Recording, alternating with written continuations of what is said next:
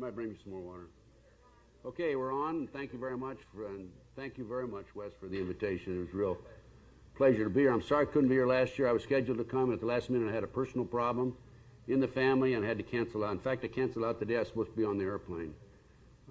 But you people are fabulous. I've been to BC before, Victoria, and the Canadians are just wonderful, hospitable people. I really have a lot of respect for you.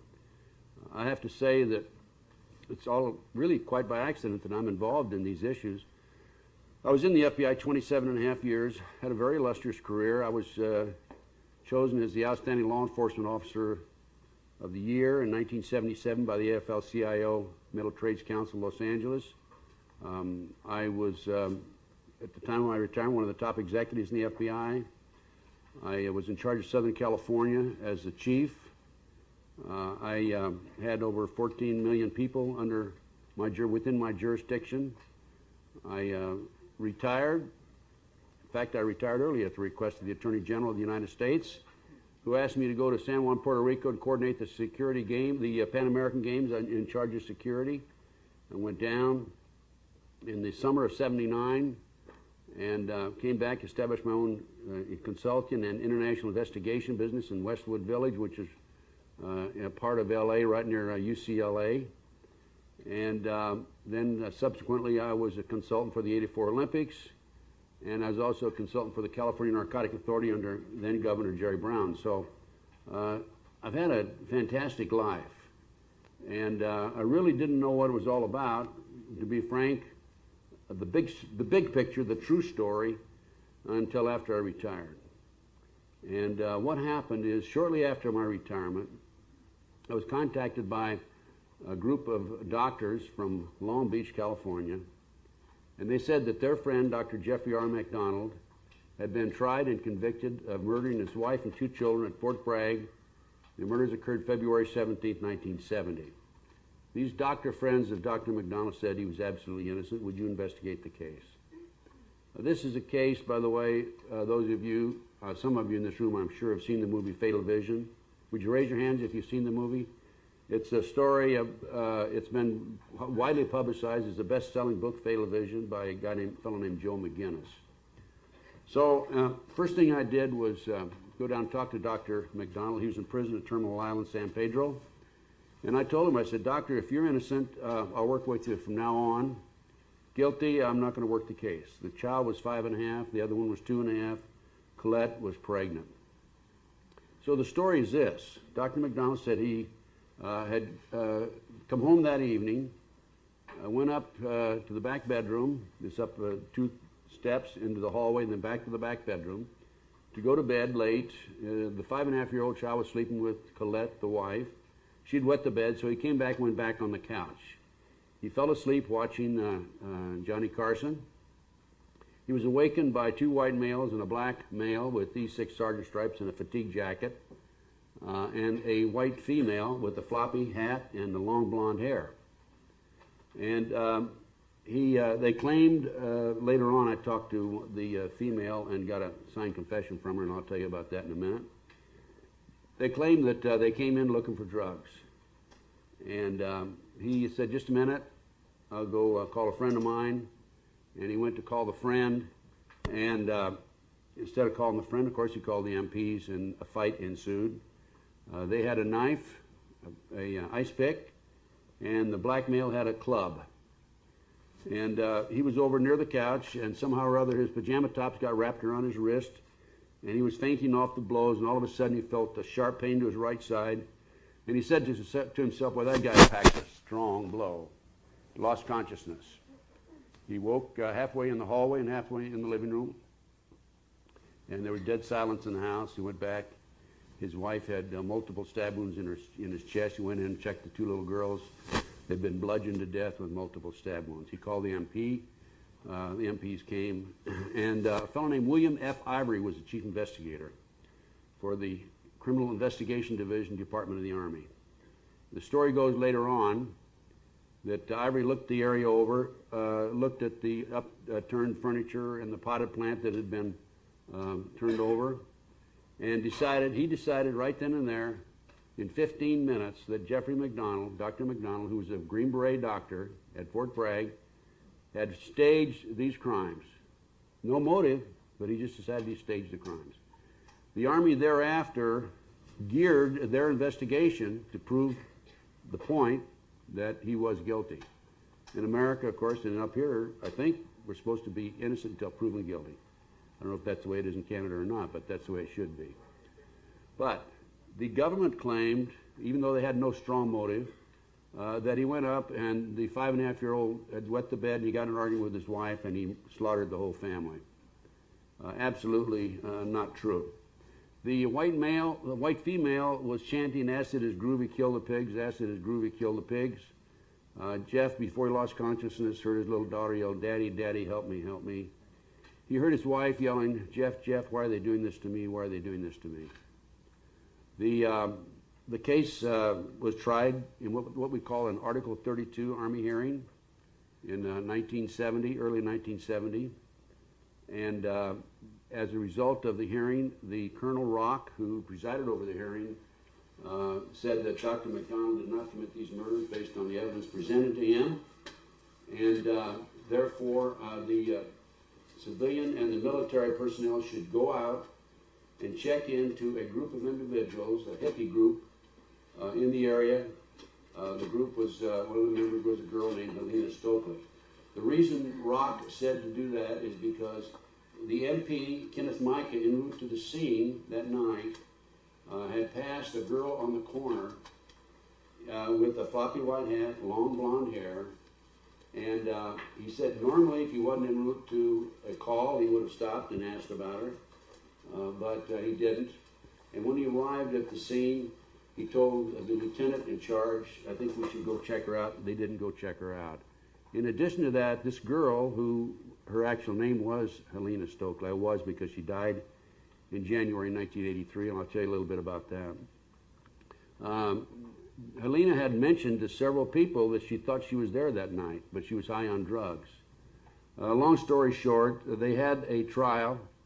In the trial, the judge said she's a dopehead, she's not credible, and there's no way that he was going to allow her to testify in front of the jury. In fact, she did not. When people tried to really pin her down and tried to get a formal statement from her, she would say, "Oh, well, I'm confused. That maybe I wasn't there." So they never did really have a conclusion to it through what we'd call legal evidence, signed statements and so forth. But anyway, I entered the case knowing this, and I learned that her handler, she was a drug informant for the Fayetteville Police Department, and years later, I learned she was an informant for the Army, CID. The handler in the police department was a fellow named Prince Beasley, P.E. Beasley. And in sizing up the case, I went to Prince right away. I had to make up my mind whether he was an honest cop or he was dirty, because right away I smelled drugs. And as a matter of fact, I was 100% right. It was a drug operation. It was a drug cover-up. And Prince had worked with this girl for years, and I decided that Prince was all right. He was an honest police officer. And Prince and I teamed up. So the first thing we did was try to contact Helena, because she had made these admissions but never had made any statements per se. And we talked to her on the telephone through her brother in January, would have been in January 1980, which is when I entered the case, right? And Helena was not cooperative, told us to drop dead in so many words. Her husband, Ernie Davis, also said, "Leave her alone." But in talking to her on the phone, I said, "Helena, look, I have inside information that you were there. Now, to be honest with you, I didn't have that information, but it's a little trick that we play, right? But it works." I said, "I have inside information that you were there, and my inside information," I really wasn't fibbing, because I had information from people she had talked to, right? And I said, "You better make it easy on yourself, because if you'll cooperate with me and Prince and give us the story now, we'll have your side of the story rather than getting it from some other source." I had planted a seed. There's no question about it. It's a technique I've used for years. But she still would not cooperate. I go through January, February, into the summer. I develop 19 new witnesses. One of the witnesses was her next door neighbor, William Posey. Bill Posey said she came home that morning, the morning of the murders, about 4:30 in the morning. He saw her get out. She was in a blue Mustang. Another witness I developed was a woman in Dunkin' Donuts. She said around midnight, a group of hippies came in, a girl in a floppy white hat, and sat there for quite a while, 45 minutes or so. And then one of them said, let's get it over with, and got up and walked out. The girl had candles stuffed in her pockets. And then another witness I developed was a woman named Jan Snyder. And Jan was a neighbor of Dr. McDonald's. And early in the morning, around 4 o'clock in the morning, 3:30, 3:45, 4 o'clock, she wasn't sure, she was awakened by the sound of idling motors. And she looked out the window. She saw a blue Mustang, a off-colored Plymouth, and a military Jeep, MP. She talked about the one car was under the street light. The man that was sitting on the passenger side could very well be seen with ease, a great deal of ease, because the light was shining right in his face. Well, right after the murders, Dr. McDonald had given artist conceptions of the two white males, the black male, and Alina Stokely. I showed these artist conceptions to Jan Snyder. She identified the person sitting in the passenger side that night as a fellow named Alan Mazarel. I showed the picture to the lady in Dunkin' Donuts, Frankie Bushy. She identified the girl as Alina Stokely, the girl in the floppy hat, from these artist conceptions. So I knew I was on the right track. Now, what happened was, again, I developed these 19 new witnesses. I went on into the summer, didn't hear from Alina, and in October, Prince called me and said that Ernie Davis, Alina's husband, had beaten her up, and Ernie was in jail. We needed $200 to get him out. Nobody would bail him out. I wired Prince $200 and said, Prince, go down, bail him out if he will come to California and talk to us. Prince went down, we bailed him out, we brought him to California, and he gave us a statement, and the information he gave us basically indicated that Alina was at the crime scene that night based on what Alina had told him. So on the way to the airport, they let him go back to, he had to go back to North Carolina and appear at a hearing because of the fact that he was out on bail. We're on the way to the airport, and I said to Prince, they're in the back of my car and I'm driving, you know, that new witness we have is really going to help us. I pretended like I made a mistake, and I said, oh, I shouldn't have said that. And sure enough, it worked. Ernie went back to North Carolina, got out of the car. I found out later I'd made up with Alina in the meantime, told Alina, we got to get out of here. They have somebody on the inside. He went down to South Carolina, and now, bear in mind, I'm about to lose $200, right, from the bail money that I sent for Ernie. So Prince finds out where they are in South Carolina, told Prince, tell the local authorities. The local authorities wouldn't do anything about it. I told Prince, go down on your own and arrest him. Prince did, brought him back. And after he arrested Ernie, Alina was, they're about 5 hours away. Alina told Ernie, her husband, well, I'll hitchhike back. And Prince said, no, get in the car, I will give you a ride back. So they got in the car, husband and wife, Ernie and Alina. And Prince kind of stirred them up a little bit, got them to arguing. And Alina said, well, you know, I think I will go back and talk to Gunderson. And that's all Ernie needed to do. And when they got out in North Carolina, Ernie attacked Alina, knocked her to the ground even though he had handcuffs on. And they got this under control, put him in jail. And Alina turned to Prince and said, let's go back and talk to Gunderson. We brought Alina back. Prince brought Alina back to Los Angeles, sat down, talked to her, took a statement, signed the statement on October 25, 1980. Alina basically told, I'm working up to this case because I want you to have the background that this is the reason that I got into these issues about Satanism. Alina told us that she was a member of a Satanic group. It was her initiation into the group that night. She was the one that was yelling, asking this groovy killed the pigs. She talked to us about when they entered the house, there was a German Shepherd that barked as they left but didn't bark when they entered. She told us about a rocking horse in the child's bedroom. The spring is broken, she couldn't ride it. She wouldn't have known that if she hadn't been in there that night. She told us about the satanic ceremony itself. We learned that Bruce Fowler and the Blue Mustang had dropped the group off about a half a mile from Dr. McDonald's house, and they walked through the neighborhood chanting and with candles and robes, and en route to the house. And this was part of the ceremony. One of the neighbors, a fellow named Milne, saw this, by the way. She also told us and identified the artist conceptions as Alan Mazarel, Dwight Smith, a fellow named Shelby Don Harris, and of course she identified herself. I asked Aline, I said, now during this whole procedure, and she said that Greg Mitchell, one of the other assailants, was in the back and fighting with Colette. I said, Alina, did anything unusual happen that night? She said, no. Now, by the way, every time you talk to these people, you have them on audio tape, and if you can, videotape. In those days, I used audio tape. This was 20 years ago. I said, think real hard, Alina, did anything unusual happen?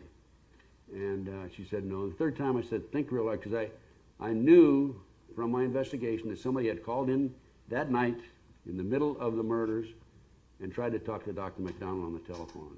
And she finally said, yes, that something did happen. I said, what happened?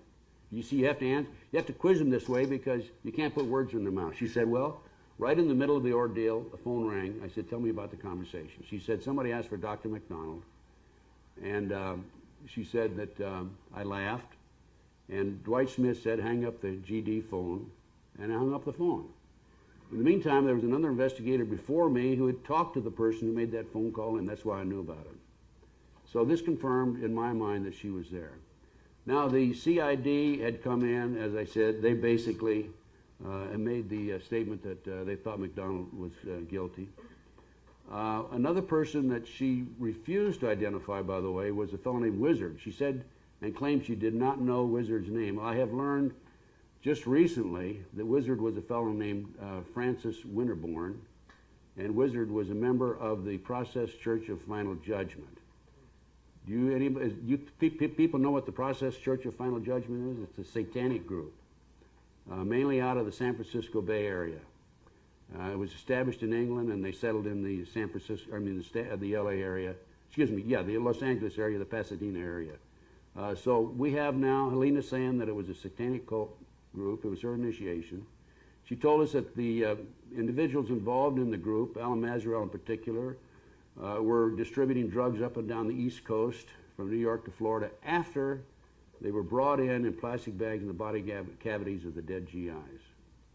And these were brought in not only at Fort Bragg, but all over the United States. It was a large-scale drug operation. She told us about 2 attorneys being involved in it, generals being involved in it, police officers, and others in the Fayetteville area. So I knew by this time that this was a big operation, and this was the reason that the CID refused to investigate. During the trial, there was an FBI agent named Paul Stombaugh, and he claimed, he took the pajama tops of Dr. McDonald, did an analysis of the entry and exit wounds, knife and ice pick through the pajama tops, and which were the entry, which were the exits. And then just before trial, Brian Murtaugh, the prosecutor, said, can you take those pajama tops and make a pattern by placing them on the stab wounds, the 21 stab wounds in Colette's chest? There were 48 knife wounds and stab wounds in the pajama top. And they did, and the jury bought it. Unfortunately, it was a fraud. He had to reverse the direction, exit entry of 6 holes after he'd already made that conclusion. And also, when you think of it logically, if you put a piece of cloth on an individual and you stab them, it's going to move after each stab, right? So there's no way you're going to establish a perfect pattern on that. I was surprised to learn that once I entered the case, the attorneys had not filed for Freedom of Information Act requests. So I filed for a Freedom of Information Act request, and it was in 1980. We didn't start receiving any material until 1983. The government tried to block us. Once we started receiving material, we checked the documents that the government sent to us. We learned that skin under Colette's fingernails, Colette the wife, was given to William Ivory. It disappeared. Now, you and I know from skin, you can tell the DNA of the person who was scratched. Dr. McDonald did not have any scratch marks on him.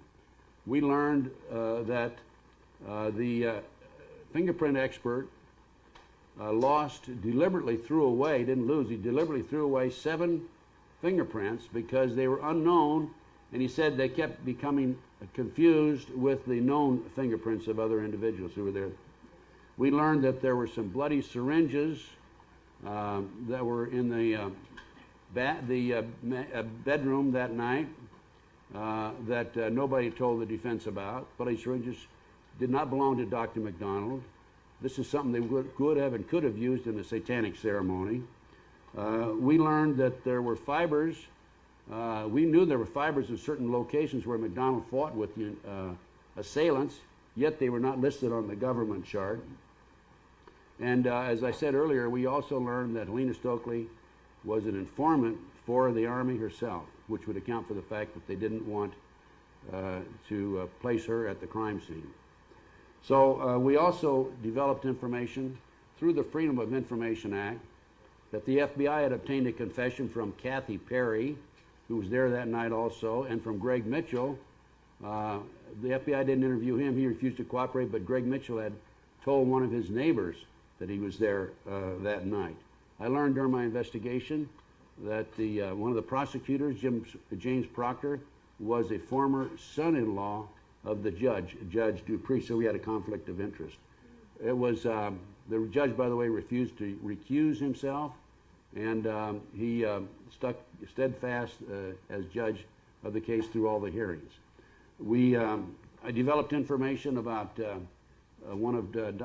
years later, about one of Dr. McDonald's attorneys. He was involved in a large-scale drug operation. He ended up being murdered in Philadelphia. One of his attorneys at the present time is a member of the Process Church of Final Judgment. Don't you find that kind of interesting? And, you know, I told Dr. McDonald this. This fellow, John Markham, is with the law firm of Silverglade out of Boston, who is the chief attorney for Dr. McDonald. And they've assured me that he does not have access to the files, but I still don't believe it. There was hair in Colette's hand. Paul Stombaugh lied about the hair. They took a piece of hair out of every part of Dr. McDonald's body. It didn't match the hair in her hand. Stombaugh claimed that it was Colette's hair herself. You cannot make a statement like that. Hair can only be similar. There were foreign wax drippings in the house that did not match any of the wax that was, or the candle that was in the house that night. There were wool fibers, we found out again years later. 2 wool fibers, 2 on her lip, Colette's lip, 1 on her chest, and 2 on the club. It was a 32-inch bed slat, by the way. The CID and the FBI laboratory classified these wool fibers as blue cotton polyester. On the official typed report, it said blue cotton polyester.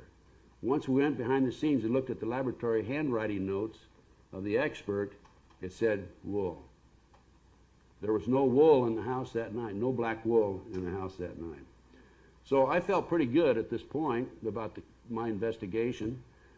We had Prince Beasley, who saw Helena that night, by the way, before the murders, about 10:50 p.m., and she was with a black male with a fatigue jacket, E6 sergeant stripes, at the Apple House, a local hangout for hippies.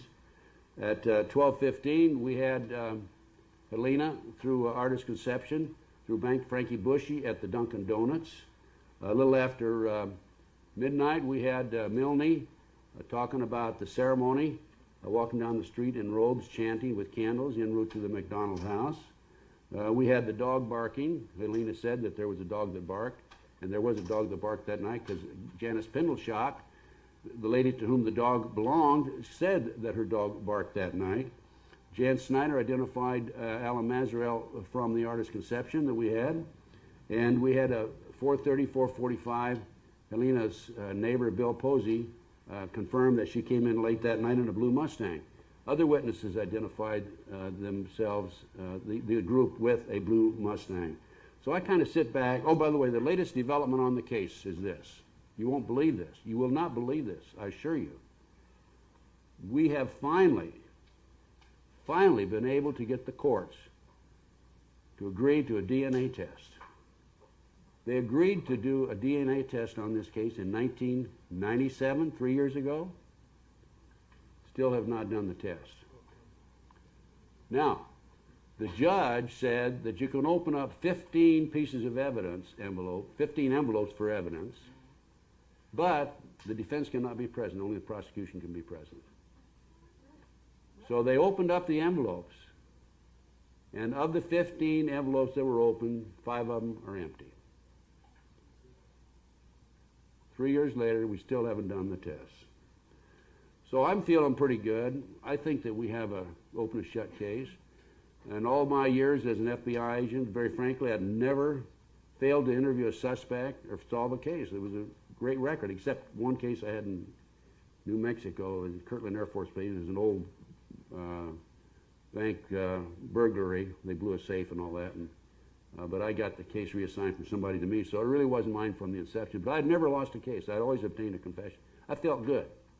I said, you know, we're going to turn this report over, 1,200-page report, to the FBI, and this man's going to be out in no time at all. That was in 1981, the spring of 81. Well, next thing, and I wrote a letter to Judge Webster, a personal letter. Webster was a friend of mine. I'd worked for him. I was one of the top executives in the Bureau, as I said. Probably one of the top dozen jobs in the FBI. Never received a response. I said, dear Judge, I have this 1,200-page report and I'm sending to you. I think this man's innocent, and I think that you should look into the possibility of his innocence. We've run out of money. I set forth 45 leads that should be covered, and I said I would appreciate it if the FBI would continue with my investigation. Next thing I hear, I'm receiving phone calls from throughout the United States. I understand you're a homosexual. No. Yeah. I understand the word's being spread that you're suffering from mental problems. That's probably true, or I wouldn't be involved in these issues. That you were a disgruntled ex-employee, and Tom Kelly, the agent in charge in Dallas at that time, even told a good friend of mine that I was trafficking drugs. So what are they going to do with an ex-FBI chief who comes along with a case like this and basically solves it? They have to discredit me. Why do they discredit me? Large-scale drug operation. Drugs being flown in from Southeast Asia. A CIA Army operation, joint venture operation.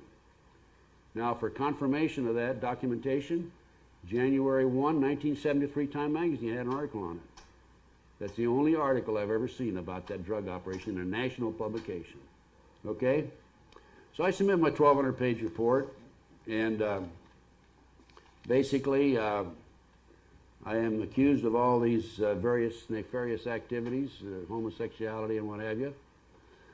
And then the next thing I hear is that my witnesses are all being re-interviewed by the FBI. And in particular, Alina Stokely. And so they go out and try to get them to recuse and change their statement. I'm saying to myself, you know, the FBI is supposed to solve cases, not unsolved cases.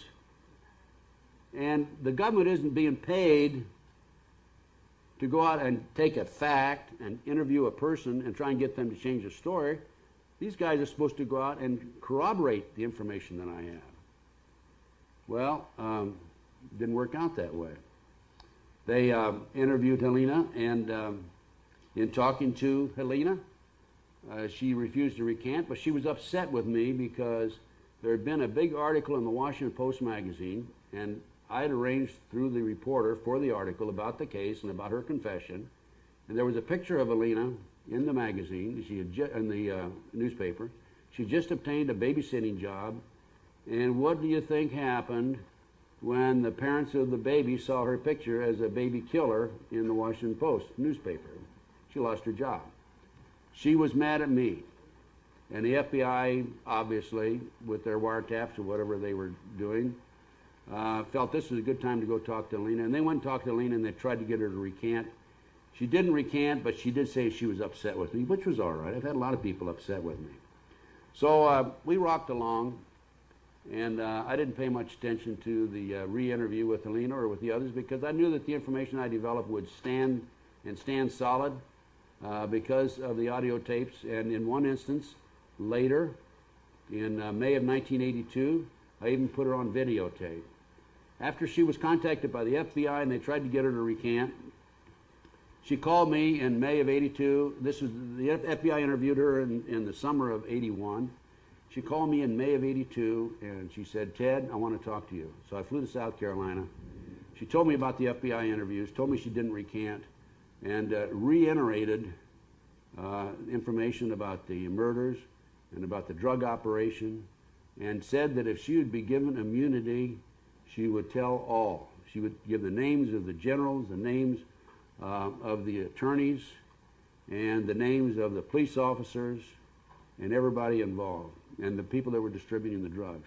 I sent a letter to the Department of Justice asking for immunity for Alina, and her attorney, or not her attorney, but Jeff McDonald's attorney, found out I did it, and he killed the letter. I have my reasons why I think he killed it, but he killed the letter, wrote to the department, said don't pay any attention to Gunderson and his request. So then I received a phone call from Jeff McDonald's attorney, Brian O'Neill. O'Neill gave me a new case, only case he'd ever given me before or since. A fellow named Robert Ferrante had walked out of his office about midnight, had nothing to do with the McDonald case, by the way, had walked out of his house about midnight, not house, but his office, and as he started to get in his car, a gunman jumped out of the bushes and shot at him 9 times, hit him 5, but he lived. So O'Neill asked me to investigate the case. I found out that the afternoon or the evening, early evening of the day of the shooting, that an individual was seen in the parking lot by the accountant with the trunk of the car up against the building, and he was sitting there. And at the time of the shooting, the same car, or car of that same description, was also there. And so I took the accountant and we put him under hypnosis and we did an artist conception. I came up with an artist conception. I gave it to my client, Ferrante, who lived, by the way. And the first thing he said when he got to the hospital, when the police started asking questions about who shot him and so forth, he said, I'm taking the 5th, so it tells you a little bit about him. And so my client had this artist conception. And next thing I know, my landlady leaves a note on my car. One night I didn't go home, and I got up the next day after that, and she said that she'd come home at 1:30 in the morning, and there were 2 men sitting across from my front door. One of them got out, walked over, and asked if she knew where Ted Gunderson lived. And I'd always told her, you don't know me, you don't know where I've lived, if anybody ever asks.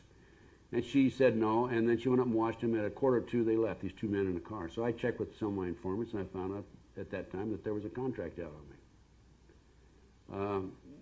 Now, I had given this artist conception to my client, Ferrante, and I found out later that Ferrante took it to some Israelis that he was involved in a lawsuit with, and told them, my detective Gunderson is going to solve this case, and here's the artist conception of one of the people involved in the shooting. Well, that was the wrong thing for him to do, obviously. I didn't know he did this. So, a long story short, I did some checking. I had a contract out on me by the Israeli mafia. And then the next thing I know, by the way, as soon as I found out about these 2 guys sitting in the car across the front door from me, I checked in a motel with cash and stayed there for a week, and I had some friends staying at my place. And the following Friday, there were 13 dead red roses and 13 dead chrysanthemums placed on my front porch. When my friend got up, walked over, opened the door to get the newspaper, there were these dead roses and dead chrysanthemums. They were dried and they'd been painted black. So I called 2 of my sources, and I said, what does that mean? One of them says, it means there's probably a hit on you. And the other one said, if there's not a hit, that's a warning to back off. So I'm saying, I think I better get out of Dodge. And but before I do, I got to make an effort to get these contracts taken care of. Now, I'm telling you about these now because these contracts fit right back into the government and the work that I'm doing, okay? I'm laying the groundwork for you. So I contact a couple of my sources again. And by the way, in this business, you're only as good as your sources and your contacts and your confidential informants. And they're both ex-cons, and I say, can you help me out? And they say, sure, let's go see so-and-so. I won't name him. But this fellow that we went to see was Cocaine King of the West Coast.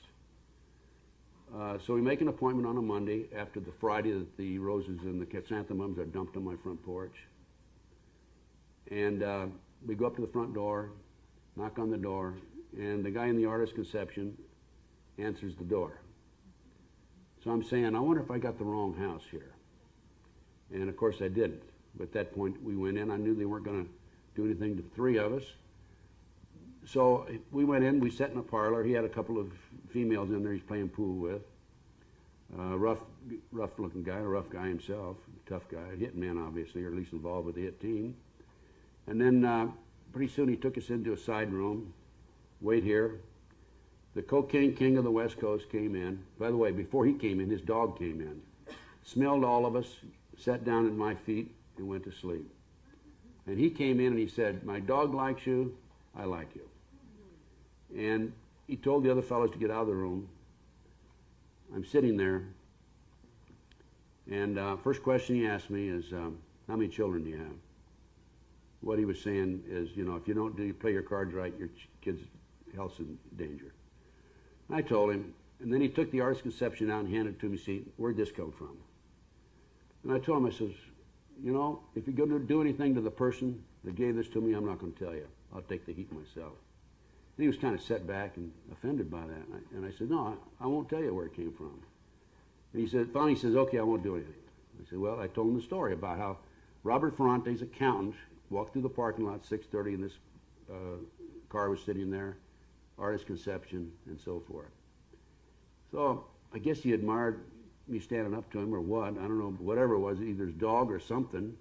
He said, let me leave the room, I'll be right back. He left the room, came back 15 minutes later. You got 2 contracts set on you. He says, I can take care of one, but I can't take care of the other one. I can't take care of the one out of Florida and Houston. But he could take care of the one involved in the Israeli mafia. This was on a Monday. He said, don't go back to your office or home until Friday. So I took care of the one, and then I had to go underground. I had to leave the area. I went to work for F. Lee Bailey for about 6 or 8 months. As a matter of fact, I investigated that drunk driving case he had in San Francisco, California. For 6 weeks I was there. Then I was in Dallas most of the time. Did some work for him in Amarillo, Texas, and in New Mexico. It took me a while to get the second hit taken off, and I found out that the second contract was by the Satanic cult group out of Florida and Houston. And the way I did that is I made some more phone calls, and I was placed in contact with an individual who was reported to me as head of the hit squad for George Bush's White House team. He was NSC, National Security Council. The National Security Agency handles communications. The National Security Council is right out of the White House. They don't answer to anybody but the President of the United States. They don't answer to Congress, to anybody. The FBI answers to the Department of Justice. CIA answers to, who knows who the CIA answers to. They're supposed to answer to Congress, but they don't. They have so many black ops that nobody can keep track of them. So I fly to LA, have a meeting with this individual, and he tries to drink me under the table, and one day I could drink with anybody. I don't drink anymore, basically. And I think because he couldn't drink me under the table, he admired me, respected me, which is kind of a stupid thing to think about, but that's the way some of those people are. And we developed a very close relationship. He ended up taking the second hit off, a contract off for me. Incidental to that, I was placed in the company of a number of CIA-type individuals and people. And I was told right then and there that, you know, you better be careful, you better back off, you better forget about getting into these issues. I didn't. This fellow and I are no longer friends, by the way. But then I started having a series of surveillances and phone calls, and I've had not only those 2 gunmen waiting for me, I had a gunman waiting for me, a fellow named Bill Menser in 1986, and Calabasas. I was living in Calabasas. I don't need to go into details on that, but I did confirm that he had come into my house, waited for me from 11 till 2 in the morning. Bill Menser is a satanic cult drug killer for the government. He was convicted subsequently, by the way, for the murder of a Hollywood producer named Roy Radin out of Long Island, New York. And I was partly responsible for that conviction. So I not only sent him up, but his 3 accomplices. And instead of getting me, I got him, and he's in jail now for life. All 4 of them are. I had another case. A fellow was CIA, and I learned that he was arranging for contract killings. And I went to the FBI with the information. They wouldn't do anything. I went to the Riverside County Sheriff's Office. They began an investigation. Pretty soon the investigators pulled off, put on stolen cars. And so I go to the chief of police, Sam Cross, in Indio, which is where the fellow was from. And I knew Sam, and I said, Sam, this guy's arranging for contract killings. And Sam said, well, I don't like that. I said, that's good. I said, here, what are you going to do about it? I'll take care of it. He sent a young cop in right out of training school. The cop was wired. And this individual was caught with arranging for 5 contract killings. Am I on the mic back there? So he ends up...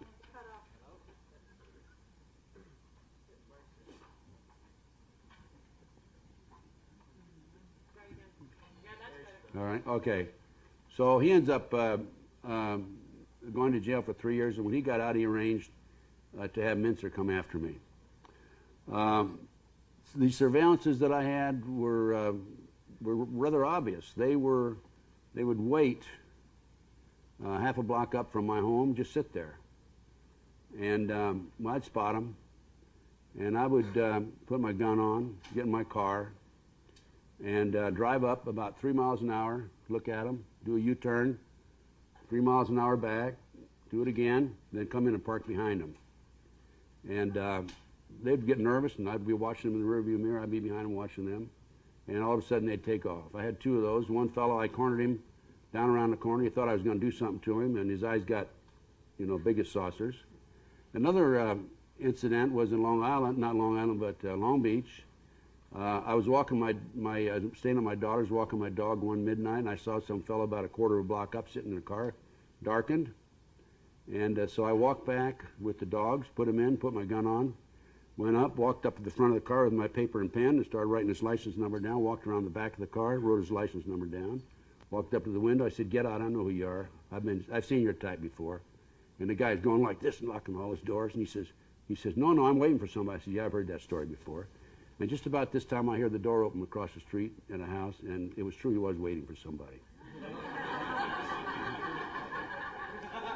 So I said, gee, I'm sorry, thanks very much. And I didn't walk right to my daughter's house. I didn't want him to know where I lived. Anyway, I've laid the groundwork for, here I am. Here I'm an ex-FBI chief, come out with all kinds of honors. I solved this case. It involves drugs, involves the government, involves contract killers, hit CIA, and all this. And I'm saying, what in the hell is going on in America? I just can't believe it. I have this 1,200-page report that's being ignored. FBI agents are lying on the witness stand, which was Paul Stombaugh. By the way, I found out later that in a magazine article, one Paul M. Stombaugh was expelled from Russia because he was a CIA agent. I find that very interesting. I also learned that there was an individual on the McDonald defense team who was a contract attorney for the CIA for years. So they planted people on me. They planted people on McDonald. I've had at least a half a dozen people planted on me. And what did they do? How did they justify the wiretaps on me? Well, I had a fellow named Bill Craig, CIA, by the way, say that he had a friend named Mark Tilden. I can name these names because I hope they do sue me, who had some information that he wanted to pass on to the White House. Mark Tilden, supposedly, I talked to him. I said, what do you want? Why can't you go through the CIA? He said, well, I need to get right to the White House and go right into the Reagan administration. I don't trust the CIA. I said, okay. So I made a phone call to Washington. I arranged for Mark Tilden to go into the White House. I was back in Washington sometime later when he was there. I even escorted him to the side door. And he got out of the car and went on in. I found out later Mark Tilden was actually a KGB agent named Roder Ivanov, spoke perfect English, I was set up by Bill Craig with Ivanov, otherwise known as Mark Tilden, in order to justify the FBI to do a counter-espionage or an espionage investigation of me and to run their wiretaps legally in the interests of national defense. Under the Freedom of Information Act, I requested information from the FBI, and I found out that I had 4 investigations of me. Obviously, this was one of them. So from there, I just kept on going. Surveillances, it didn't matter. I had my phones tapped in my office. I had a contact inside the phone company, and I knew my phones were being tapped, but if I came forward with the information, I'd have to expose my source, and he'd be fired and maybe even prosecuted, so I couldn't do that. So I lived with it. And then one day I received a bill, and I had an office manager before this, but I had to let her go because my finances were going down, down, down. And I was paying writing my own checks, and I received this bill, and I looked at it. It was from the phone company, and it said $42, $7 a mile for the extension to your telephone answering service. And I'm saying to myself, that's funny because I don't have a telephone answering service. There, I've got another one.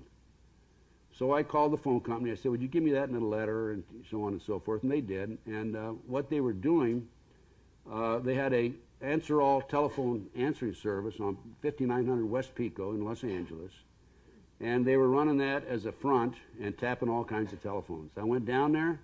By the time I got down there were about 150 lines coming in.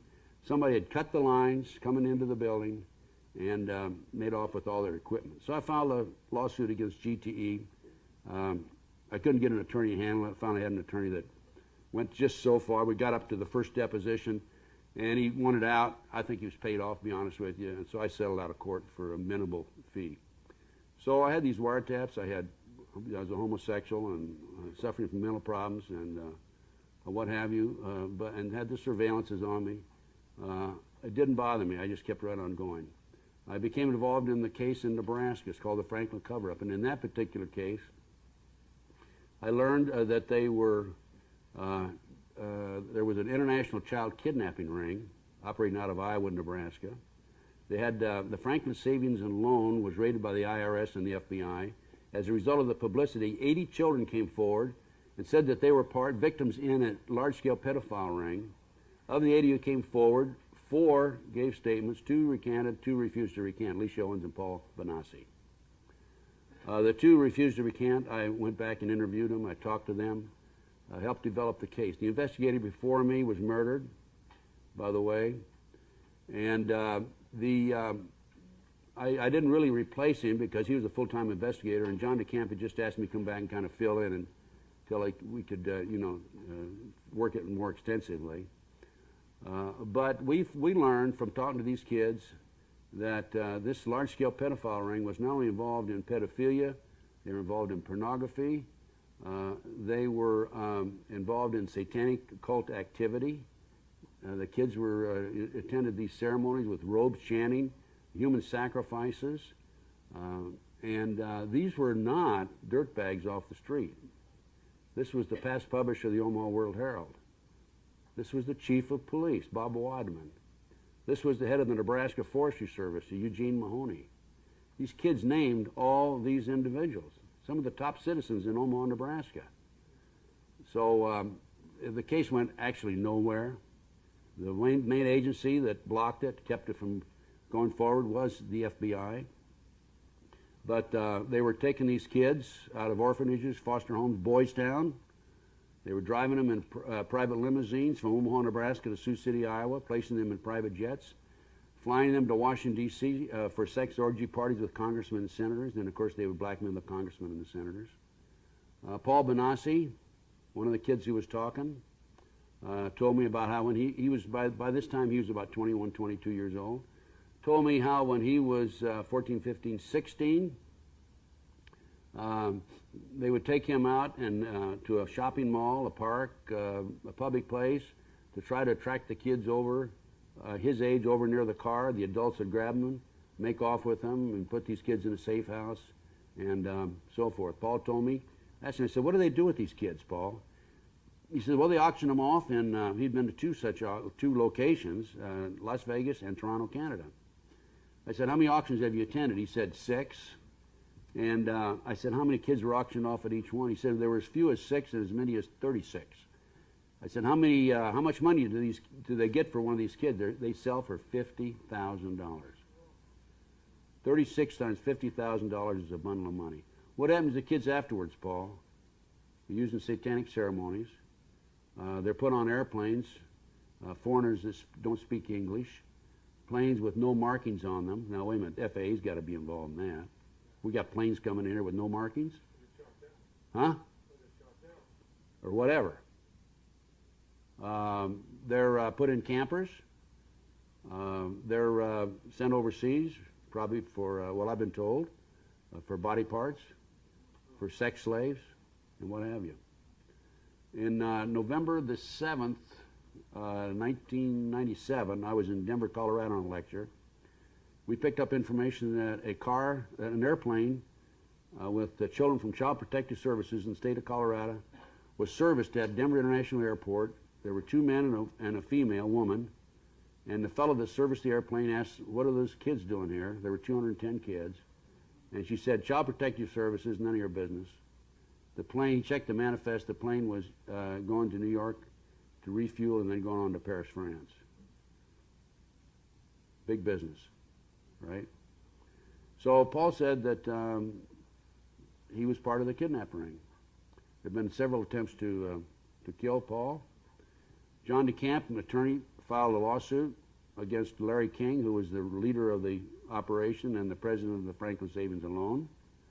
Not Larry King live TV, but the black man.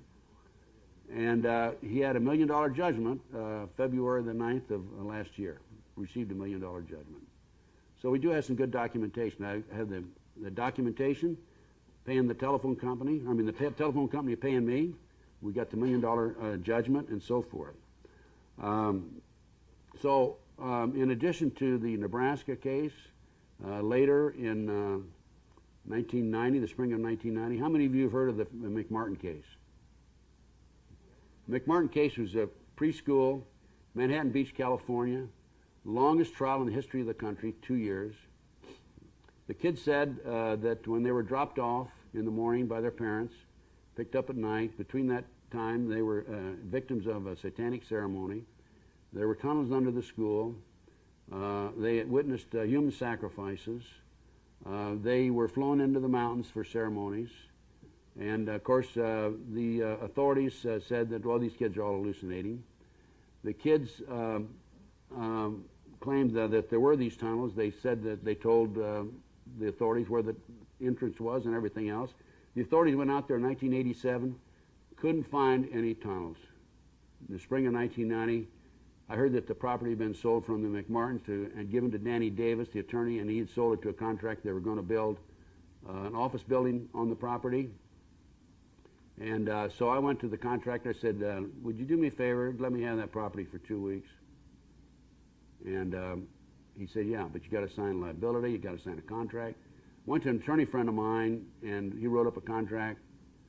And I went out there, and at the end of 2 weeks, by the way, we couldn't document there had been tunnels under the school, but we did extend it up to 34 days. And right at the very beginning, we hired an archaeologist, Dr. Stickle from UCLA, and he brought his team of archaeologists out, and we found tunnels under the school that had been filled in.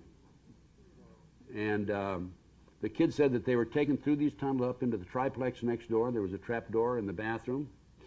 And they were placed in automobiles and transported out in the community, 2, 3, 4-year-old kids for prostitution purposes. And I found a book, by the way, in my research, how to have sex with babies, infants. And these people are sicko. The kids were telling the truth. There's no question about it. There was the first trial was a hung jury for Bray Bucky, and his grandmother was acquitted. We were right in the middle of the second trial when we found the tunnels. I called the investigator. He came out, Mr. Perez. He wanted to argue with the archaeologists and say there were no tunnels. What are you talking about? And they could have used the evidence for the tunnels in the second trial. They didn't. They refused. Before the case, right after the case broke, I knew where the kids were flown. There was an airport about 10 minutes away at Hawthorne Airport. one of the friends of the McMartin family had a jet, private jet. Crestline was about a 20-minute flight from Hawthorne Airport. I was tipped off that this is where the kids were taken. I went up there and took pictures. I have those pictures, by the way. I usually show them when I give a lecture, but we don't have the facilities here. And there's no question about it. That was the location. I talked to the prosecutor before the first trial. And by the way, the house on this property burned down the day that the publicity broke on the McMartin case. And I talked to the prosecutor. I said, this has to do with Satanism, and I know where the kids were taken based on everything that I've been able to develop. I'll be glad to take you up there, take the kids up there. We're not interested. Now, what did the kids do? Well, you know who they identified? Household name actor, baseball players, professional football players, the son of the most prominent politician in Los Angeles. It cost the Los Angeles taxpayers $15 million, by the way. That case did.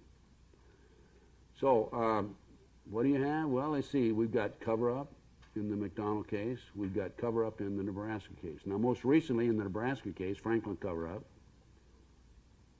the photographer, Rusty Nelson, when the case broke, he disappeared. And he was the official photographer, and he went to Washington, D.C., took pictures with the congressmen and the senators, and we found out that he had taken some pictures on his own and mailed them back to his family for his insurance, right? We also learned that Gary Carador, the investigator before me, had flown to Chicago, met with Rusty. Rusty gave him a briefcase full of pornographic pictures with these prominent citizens in sexual acts. And Gary Caradori, the investigator, called a state senator that night that Rusty gave him these pictures. He said, Senator, I've got the smoking gun. I'll be flying back tonight. Gary Caradori had his own airplane. He took off about 1:30. His plane exploded in midair. Came down. He died, of course, and his 8-year-old son died. They'd been back there together. He flew his boy back there. Saw the All-Star game, went over and talked to Rusty in the meantime. Rusty disappeared. 3 years ago, John DeCamp, the attorney I'm working with, by the way, I'm going back to, going to Lincoln next weekend for a speech in Lincoln on, at the request of John DeCamp. John DeCamp, I forget, I lost my train of thought right there. The airplane blew up, and now John DeCamp we located Rusty in jail in Portland, Oregon, here about 3 years ago. And we went out, John DeCamp went out and talked to him, and he had been arrested with no tail light. And when they arrested him, they searched his car, they found some pornographic pictures. John learned from Rusty that he had tens of thousands of pictures of these prominent politicians, Washington, D.C., congressmen, senators. He had planted them in the trunk of an old car near Taos, New Mexico, and also in the mountains, in a cave in Colorado. John went to Taos, New Mexico, the exact location where the car was. He was met by the sheriff and told he could not come onto the property.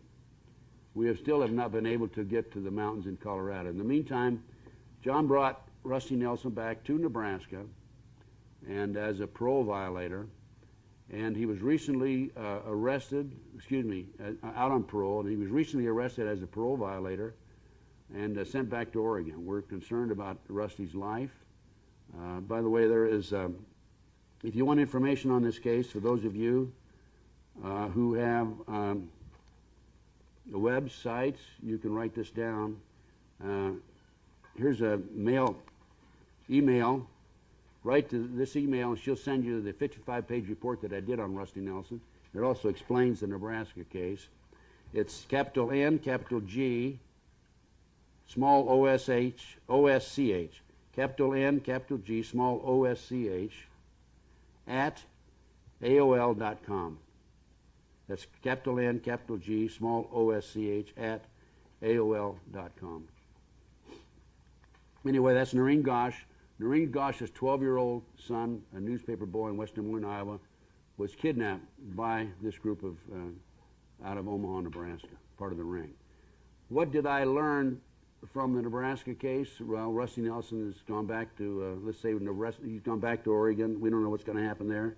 But I learned that there is a large-scale international ring operating out of Washington, D.C. It's a covert CIA operation known as the Finders. And they are actually involved in kidnapping children. That's their mission.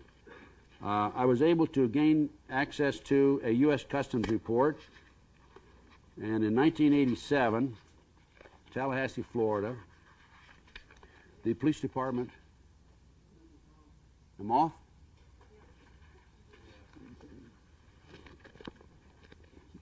How come nobody else has any trouble? I have all these problems. You predicted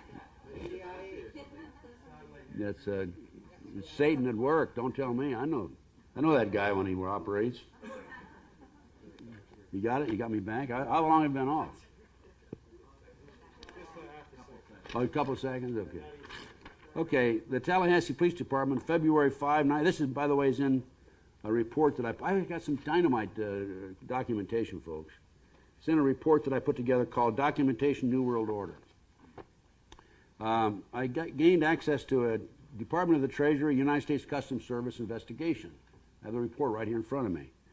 And on February the 5th, 1987, the Tallahassee Police Department was anonymously called, and there were two men, 6 children, ages 2 to 6, in the park. The children had been bitten with mosquitoes, fleas, and everything else, insect bites. They were dirty. They were not wearing any underwear. And all the children had not been bathed in days. And the 2 men who were well-dressed in a van, Dodge van with a Virginia license, Michael Houlihan and Douglas Ammerman. The children in this report, by the way, are identified and gives their names and their ages. And they said they were going to Mexico to a school for smart kids. So the Customs was called into the case because they thought there might be pornography involved. And this Customs agent in D.C. went over to the Metropolitan Police because the Tallahassee Police had notified the Metropolitan Police in Washington, D.C. They obtained a search warrant, went out and searched the premises of the location of this organization known as the Finders. They found that the kids were en route to Mexico to attend a smart school. The children were unaware of the function and purpose of the telephone, television, and toilets. The children, as stated, they were not allowed to live indoors and were only given food as a reward. This is quite an extensive report, about 12, 14 pages long. The Metropolitan Police, by the way, the locations of the Finders, 1307 4th Street Northeast and 3918, 3920 W Street Northwest in Washington, D.C. The Metropolitan Police said they had an informant who talked about rituals that had been performed at the Finders location, sex orgies involving children, and there's supposed to have been an unsolved murder that was committed there. There were instructions on the impregnation of female members of the community, known as the Finders, purchasing children, trading, and kidnapping. There were telex messages using MCI account numbers between a computer terminal believed to be located in the same room and others across the country and in foreign locations. And this report goes on and on and on. Now, there was communication for children, the transporting of children. London, Germany, the Bahamas, Japan, Hong Kong, Malaysia, Africa, Costa Rica, and Europe. There's also a file identified as a Palestinian, and so forth. Now, I'll jump right over to the last page. Oh, by the way, they talked about terrorism. They talked about bank accounts, international financing, and so forth. Okay, this customs agent went to receive a final briefing March 31, 1987. I contacted Detective James Bradley of Washington, D.C. Metropolitan Police Department. I was to meet with Bradley to review the documents seized pursuant to the 2 search warrants executed in February 87. The meeting was to take place April 2 and 3, 87. He talks about having arrived there, but Bradley wasn't available, so he talks to somebody else. I was advised that all the passport data had been turned over to the State Department for their investigation. The passports were located in the van, and that's why they brought in the State Department. The State Department in turn advised Metropolitan Police that all travel and use of the passports by the holders of the passports was within the law and no action would be taken. This included travel to Moscow, North Korea, and North Vietnam from the late 50s to the mid-70s. Travel was illegal at that time in those countries, by the way. The individual further advised me of circumstances which indicated that the investigation into the activity of the finders had become a CIA internal matter. The Metropolitan Police report had been classified secret. It was not available for review in the interest of national security, of course. I was advised that the FBI had withdrawn from the investigation several weeks prior to that, and that the FBI Foreign Counterintelligence Division, that's Division 5, had directed the Metropolitan Police Department not to advise the FBI Washington Field Office of anything that had transpired. No further information will be available, no further action will be taken, no action will be taken on the basis of this report. Did a little checking on the finders after that. Here's what my source came back. The finders is a CIA front established in the 1960s. It has top clearance and protection in the assignment task of kidnapping and torture programming young children throughout the United States. Members are specially trained government kidnappers known to be sexual degenerates who involve the kidnapped children in satanic sex orgies and bloody rituals, as well as murders of other children and slaughter of animals. They use a fleet of unmarked vans to grab targeted children from parks and schoolyards. In doing so, they use children within their organization as decoys to attract the victims close to the vans where they are grabbed by the adults. Same thing as Paul Benassi told me earlier. They then drug the children and transport them to a series of safe houses for safekeeping. Paul said that as soon as they get them in the back seat of the car, they put chloroform over their faces and they put them to sleep right away. They are then used in their ceremonies for body parts, sex slaves, and some are auctioned off at various locations in the Northern Hemisphere. In the past, they have been auctioned off near a location in Las Vegas and Toronto, Canada. Marion David so-and-so is the leader of the cult, and he is an identified homosexual and pedophile and a CIA officer. His son was an employee of the CIA proprietary firm Air America, which was notorious for smuggling drugs destined for the United States out of the Golden Triangle into Saigon during the Vietnam War. How am I doing on time, by the way? Huh? I just started? Wow. Okay. Anyway, let me just mention a couple things. This is just, it really tears me apart to see these kidnapped kids. And the Reader's Digest, July 1982, says there's 100,000 children disappear every year and are never heard from again. 100,000. Now, the great FBI can tell you how many cars were stolen last year, how many aggravated assaults, how many rapes, statutory rapes, how many bank robberies, but they can't tell you how many kids disappear every year. This is an estimate by the Reader's Digest. This article, July 1982, specifically points that out. Where is the FBI? Where's the federal government? Now, if you stop and think about it, 1982 to the present, 100,000 a year, that's quite a few, that's several million people. Kids, children. I receive complaints from parents every week about where'd my child go.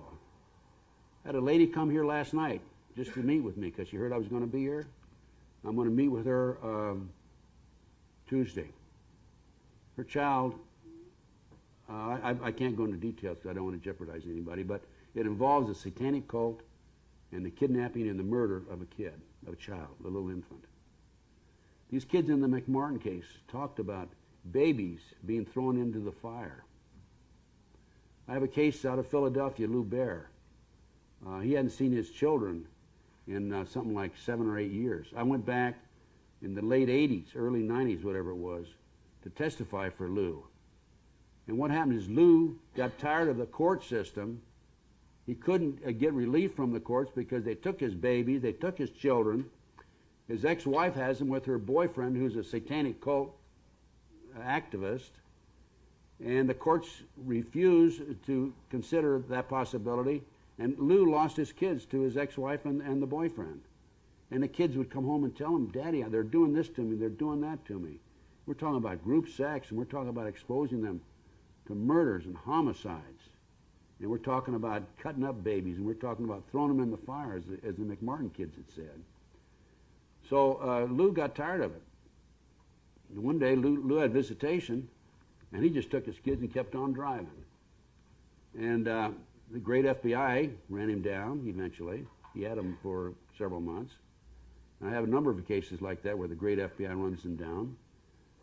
And brought him back, and he hadn't seen his kids, as I said, in like 7 or 8 years. But I was in the process of going through the court system, I was attempting to help Lou. And when he had the kids in his possession, after he left, he didn't really push him on what happened and so forth. He just kind of let nature take its course. And the kids were drawing these pictures. They were drawing pictures of babies being thrown in fire, and of people standing around chanting, and people in robes, and that sort of thing. And so, as a so-called expert on Satanism, Lou sent me the pictures, and I said, Lou, I can testify that based on my experience in these type cases, that your children have been exposed to satanic cult activity. Now, the telltale picture of all was a totem pole with a goat's head at the top of the pole, and that particular emblem or the pole is a symbol that's only used in the very highest levels of Satanism.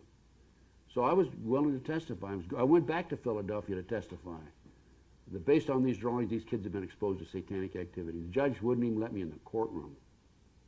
Wouldn't even let me in the courtroom. Lou's lost his kids. I talked to Lou just the other day. One boy's 18 years old. He said that the kid called him the other day, said he's scared, and Lou told him, he said, you can get out, you're old enough now. But can he, you know? I mean, what's going to happen to him? Are they going to kill him? The lady that came to see me last night, they've tried to kill her. This is rampant. I have personally gone to the FBI. I've written them letters. I've begged them to conduct an investigation on this international trafficking of children. They came to interview me on a case one day on the, you remember that Larry Wayne Harris anthrax scare in Las Vegas here several years ago?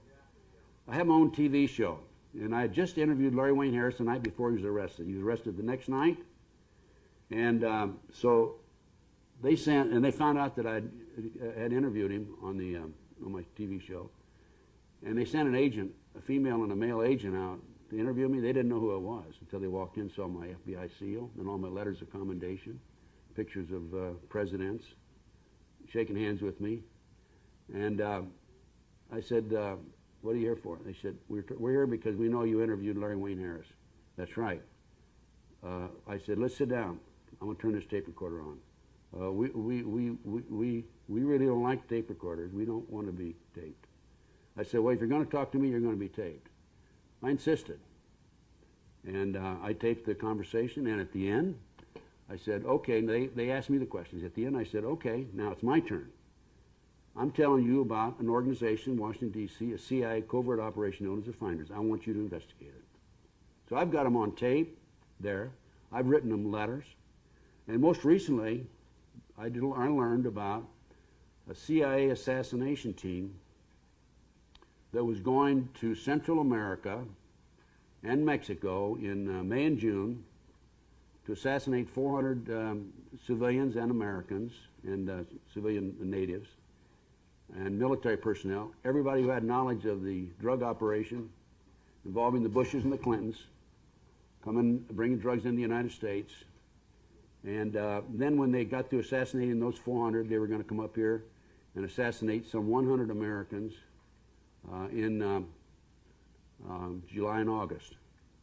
I wrote a letter May the 1st to the FBI, copy to Washington, D.C., and I told them I had this inside information that the CIA was going to send the assassination teams down there, and I want to put them on notice that this is going to take place and is happening.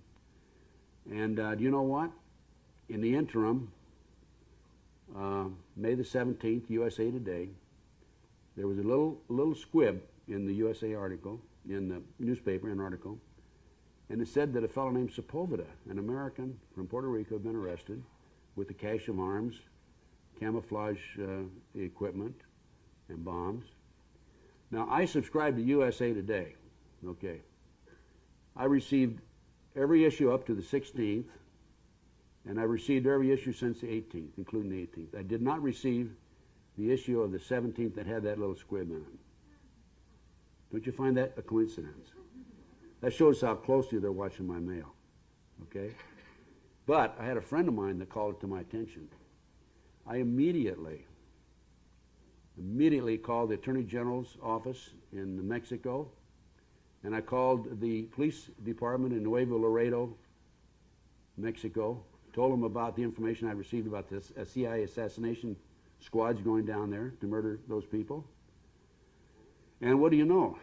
In the meantime, I learned about another individual, Robles, who was arrested in Mexico, Nuevo Laredo also, because I had established liaison with the chief of police down there. Robles was also an American with a cache of arms, guns and bombs. And it's interesting because those of you, by the way, who took down that email address, I put this in that report, and there were a number of what I would consider secret keywords that the chief passed on to me, and telephone numbers that they took off of this Robles fellow, and I put it right in my report and sent it out. That report went out initially to about 400 people on the email. This email is beautiful, and I'm not a part of it because I'm a Lone Ranger, I'm a one-man army, I don't know how to operate, I don't have time. I was on the email at one time, and I was getting 150 letters a day, and I just couldn't keep up with it. So I had to quit. But anyway, that went out to about 400 people, and believe it or not, out of the 400, about a third of them came back and said, "Don't bother me with this trash." That shows, you know, how people care, how compassionate they are. And the others copied it and sent it around. I'm on a radio show every Wednesday, as I mentioned, the Sam Solomon Show. And Sam told me that, Stan told me, I sent it to him, one of the first ones. He said, in addition to the one that I sent him, he said he must have received 100 more from other people. So people are taking that report and sending it around the world. It's gone around the world quite a few times. Now, I have with me here USA Today. Again, another little article, June 29th, year 2000. By the way, this has been furnished to the Chief of Police in Nuevo Laredo. And as a result of my letter to the FBI telling them about this assassination squad, with a copy to Nuevo Laredo Chief Police, who notified the Attorney General's office in Mexico City, an attorney from the Attorney General's office in Mexico City came to Las Vegas and spent the weekend with me. I briefed him on what's going on in the United States today. I gave him probably $1,500 worth of my research, by the way, on the table over there. Videotapes, reports, and so forth. A number of my own reports. Okay, here's June 29th, 2000. This is a third arrest. Americans arrested after taking the wrong turn. 2 Americans were arrested in Ciudad Juarez, Mexico, after authorities found 550,000 cartridges of ammunition worth $440,000 in their truck. Nancy Lee Anderson and her brother Terry Lee Anderson said they had no intention of going into Mexico. They said they had simply taken a wrong turn on the way to Montana from Arkansas. Now, I'm telling you, if that isn't CIA, nothing's CIA. What civilians walk around or drive around in a truck with $440,000 worth of munitions, cartridges, and so forth? I took it upon myself. One day I was thinking, I said, you know, we all have to do everything we can within our power, within our means, based on our training and experience, to do something about what's going on in the world today. And as a result of that, I decided in 1996 that I would run for President of the United States. Okay?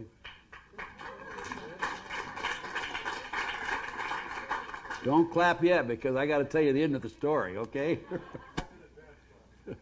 So I figured, I'm saying to myself, let's see, I've been a Republican, basically, but in order to really get the word out, I think the thing I have to do is registered in the Democratic Party and then go out and try to become president through the Democratic primaries, which means I would go to the primary rallies and so forth. No question. Is it? How's our 30-minute countdown? I got 30 minutes to go. 40 now. 40, okay. And I'm saying, well, look, I'll tell you what I'll do. I am saying to myself, I'm going to register in the Democratic Party so I can take Bill Clinton on head-to-head, toe-to-toe. He was the president, right? He was going to rerun. And my idea was this. I would register Democrat in the primary, go back to New Hampshire, the first series of voting, right? And get on the Sunday before the primary, Tuesday, I would run a copy of the Clinton Chronicles. And in addition, I would attend the rallies and do whatever I could to expose this guy for what he is. Phony, sex maniac, no good SOB.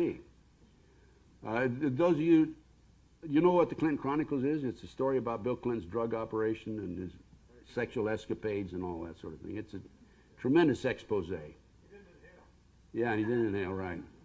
So anyway, I had a fellow come forward and say that he was going to get me some money. He said, look, I said, I can only take so much money by law. He says, no, I'm going to put you in a business deal. I'm going to bring some money up from overseas. I got this trust and all that. And I found out later he was a plant by the government, by the way. But anyway, I had all these promises, and I thought I was going to be able to do it. So I called the ABC affiliate, which is the only affiliate in Manchester, main ABC affiliate there.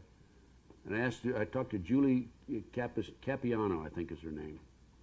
And I asked her, I said, how much is it going to cost me for a Sunday night show, prime time, 8 o'clock? She said $10,000 an hour. I said, okay, I need two hours. That'd be $20,000, right. She said, call me back next week. And I called her back next week, and I said, okay, I want more details on it. She said, Mr. Gunderson, I'm sorry, but I misquoted the price. The price is $120,000. So that just shows you the control of the press. Anyway, I never made it to New Hampshire. Didn't have enough money for a plane ticket, to be honest with you. But I did register. Cost me $1,000. And I came in 11th out of 21 candidates without even appearing in the state. I registered in Texas. Now, I used to be in charge of the FBI in Dallas, Texas. And that cost me $2,500 bucks. And I went down, campaigned for about 3 weeks, spent about $5,500. Fortunately, somebody else financed me. An elderly lady, I shouldn't say elderly lady who had been a former state senator herself in Texas, knew the ropes. Myra Dipple's the name, out of Tyler.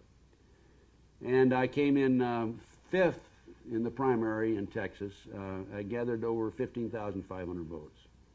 In fact, I did so well on the Democratic ticket that the Republicans were talking about recruiting me coming over their side eventually. I'm just kidding, of course. But it was fun going to the rallies, and I would talk to these people. I got in line behind some guy one time. I said, who are you going to vote for? He said, I'm voting for Billy. Billy? I said, why don't you vote for me? Well, who are you? And I said, well, let's see, here's what I stand for. I stand for this, this, this, and this. You know, all conservative approach to politics.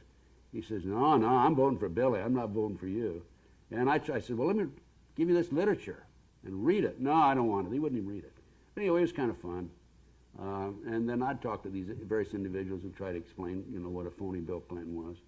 It's kind of like going into the enemy camp.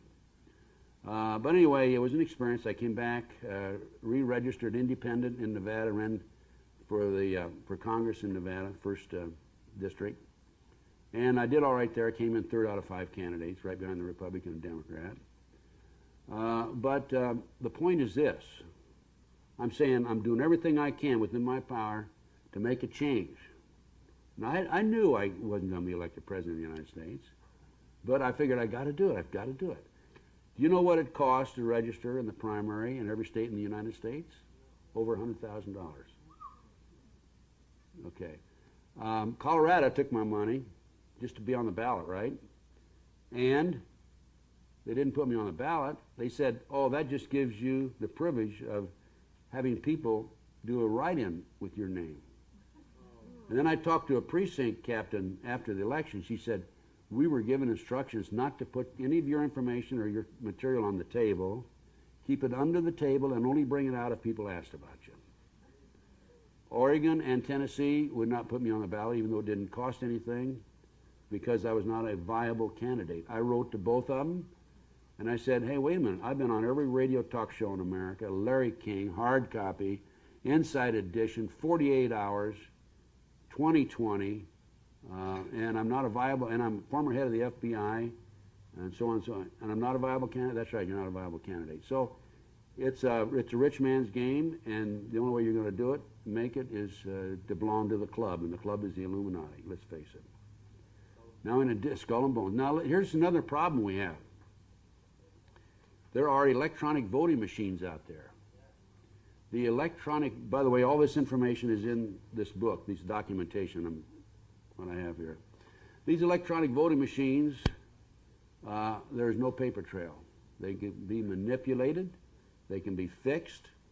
There was a candidate in New Orleans who lost, and she went in the next day with the video camera and with the machines and voted for herself on the same machine dozens of times, and every third vote when she voted for herself went to her opponent. Is that what happened to John McCain? I don't know about McCain, but John DeCamp in Nebraska? No, John McCain. During the primary? I don't know about that. I wouldn't be surprised. But in Nebraska, John DeCamp ran for governor, my good friend, the gentleman behind the Franklin cover-up who's trying to expose it, the case I mentioned a few moments ago. He was, out of 5 candidates in the primary, Republican primary, he was leading a week before by the polls with 36%. And when the vote came in, he came in third with 14% of the vote. Not only in one location, but every location across the state. What this is, they're arrogant. They're saying to John DeCamp, hey, we control it. You get 14% in every precinct, and that's all you're going to get. Now, on the McDonald case, let me mention this also. There were some satanic signs left in the house. I don't think I covered this, did I? There was a headless doll. Excuse me, there was a doll's head. There were unexplained feathers. There were 10 shallow ice pick wounds in the 2.5-year-old's chest in the form of an S. I asked Alina what that stood for, and she said it stood for Satan. So these people are, as I said, they're arrogant. They're letting us know they're around. There's subliminal messages every day. You can walk down the street, drive, watch TV, look at the magazine. I see subliminal messages constantly. How many times have you seen the Illuminati diamond? Lots of times. Yeah. You see it every place. The triangle. You see it. And I'll tell you something else. You look at the Republican and the Democratic logo, you know the 3 stars at the top? Well, at one time, the point was at the top. Now it's been inverted, the goat's head. Stars at the bottom with the 2 stars like this, the Democratic and the Republican logos. Look at it next time. That's how strong they are. The press, I blame a lot of this on the press. Oh, by the way, I had my own, I started to mention, I had my own radio show. Another step by me to try to do the maximum, whatever I could do. I had a show for about 2 years. It was 2 hours, 5 days a week. And I would pull in some ex-FBI informants, some ex-CIA guys, Black Ops. Chip Tatum is an example. Another one was Darlene Novinger. Novinger was able to develop information that put George and Jeb Bush into the drug operation. She developed this information as an FBI informant. Came back to Harrisburg, her main place of operation. Talked to the Harrisburg FBI agents, and they set her down for 7.5 hours, said she's hallucinating, she's lying, and she did not break. She stuck with her story. Later, her husband disappeared. His body was found in the river in Harrisburg, Pennsylvania. Only it wasn't his body, it was somebody else's body, but it has his identification on it. Her father, she received a phone call 2 weeks before her father died from a woman named Holiday in the state of Washington, who told her that your father's going to die in 2 weeks. This is the way they operate. So I blame my radio talk show was great. I had a lot of fun. I developed all kinds of information. I have Chip Tatum was one of my guests. Chip is now in hiding in an island in Central America. He went public, became a whistleblower, and as you know, that the CIA didn't like that at all, and they were getting ready to go after him, and he was a fugitive right now today, living in this particular location. I can get to him if I have to. I don't even try because I'm covered like a blanket. I'm being watched constantly. I went to Philadelphia May the 3rd to the 10th of this year, and while I was gone, I have a condominium on 3rd floor. I was burglarized, no forced entry. They took a number of my files and some of my sensitive information. I had information there about the Oklahoma City bombing. I personally made 2 trips to Oklahoma, by the way, and investigated it myself. I got my own bombing report over there. The truck bomb was not a fertilizer bomb. It was a barometric bomb, electro-hydrodynamic gaseous fuel device. It was a bomb that at the time was only known to 10 people how to assemble it. McVeigh wasn't one of them.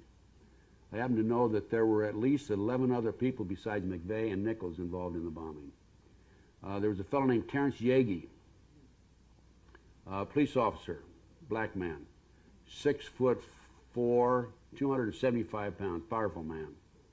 He was a buff, a video buff. He was a block from the building when it blew up. Terrence got his video camera out immediately, went over, and he saw FBI agents and BATF agents coming out of the surrounding buildings with their jackets on that said BATF and FBI.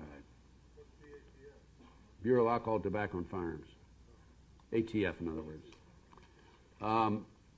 He started investigating the case himself like I did, and all of a sudden he's contacted by a group of prosecutors, quote unquote, 5 states prosecuting task force.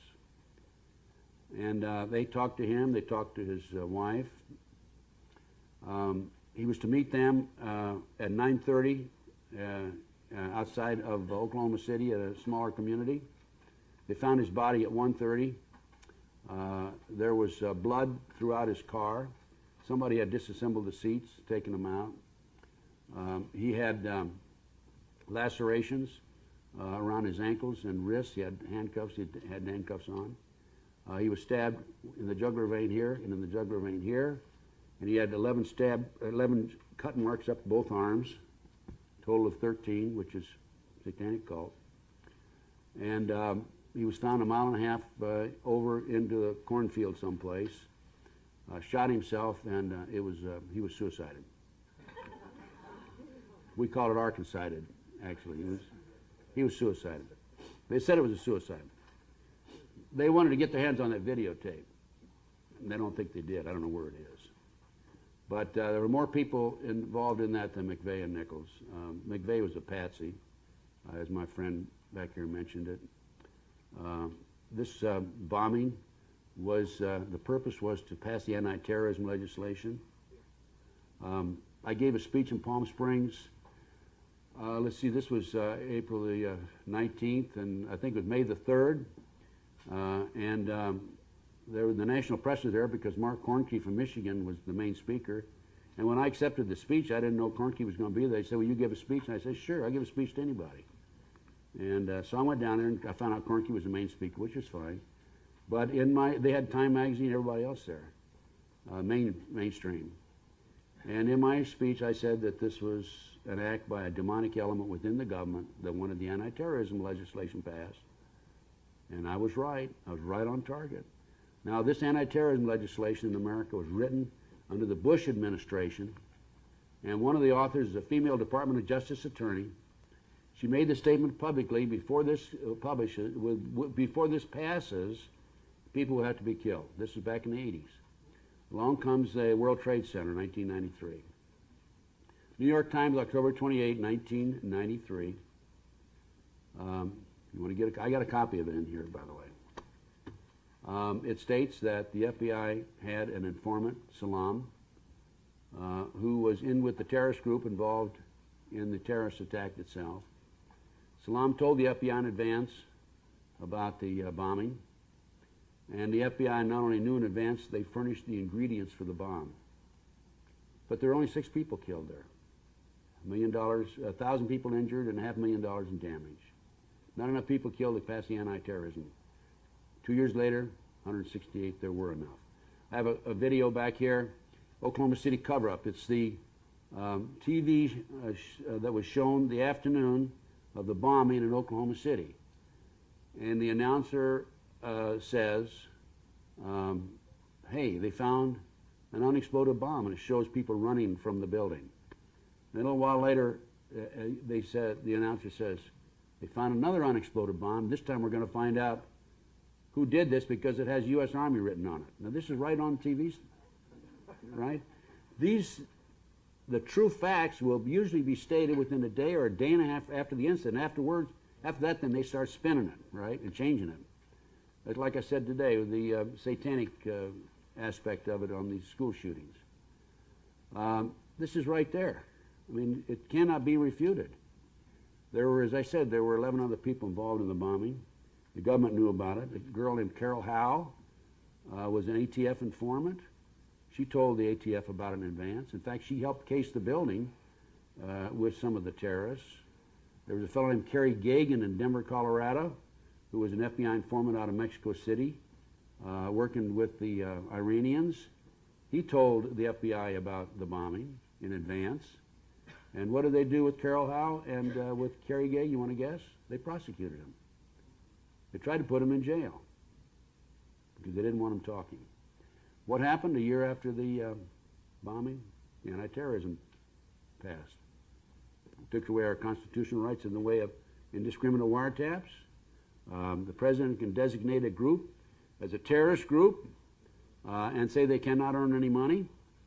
It allowed the CIA to operate internally. Before that, they couldn't operate in the United States, and it goes on and on and on. Now, one other point I want to make, and then we'll take questions. And that is the great American news media, the mainstream media. I have an article in here, in this book, and it's not an article. It's part of the Congressional Record, February 9, 1917. And a Congressman Callaway makes a statement in there that in 1915, the J.P. Morgan interests bought up 25 of America's leading newspapers for the purpose of controlling the news in the United States, inserted their own editors, and thereafter began a campaign to control the mainstream media and the information that went to the American people. This was 85 years ago, folks. What do you think they've done since then? Look at Peter Jennings and Dan Rather and Paul and Brokaw. Brokaw, by the way, is from Omaha, and he's a very close friend of Warren Buffett. Warren Buffett, one of the richest men in America, has been identified by the kids in Omaha, by the way. So there you go. Mainstream media, they've got them in their hip pocket. People Magazine on my McMartin case. People Magazine did an article on the tunnels, the fact that we found tunnels. They interviewed Gary Stickle, the archaeologist, and we gave him all the documentation. I have the documentation in this book here also. And you know what? They came right out in their magazine and said they didn't find any tunnels in the tunnel dig.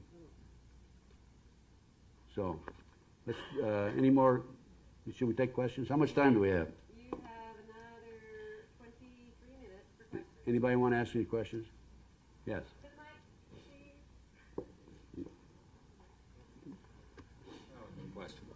Huh? It's interesting that the head of the KGB over in Russia is now president there, and the son of the former CIA director in the United States is going to be president here. And my understanding, I heard this, and I'd like your take on it, is that they picked Dick Cheney because he's 63 years old or something. He'll be 71 in 8 years, and he certainly won't run for president at that time. And so that'll lay the groundwork for, guess who? Hillary. Jeb.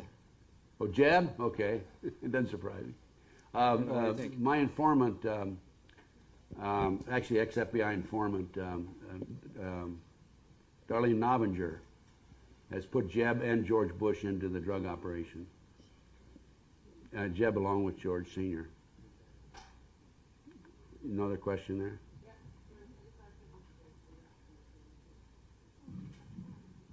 Curious about a couple of things. I can't remember the details even, and that shows how much our press had control over a case about probably 10 years ago in Saskatoon, near Saskatoon. Does anyone here remember that?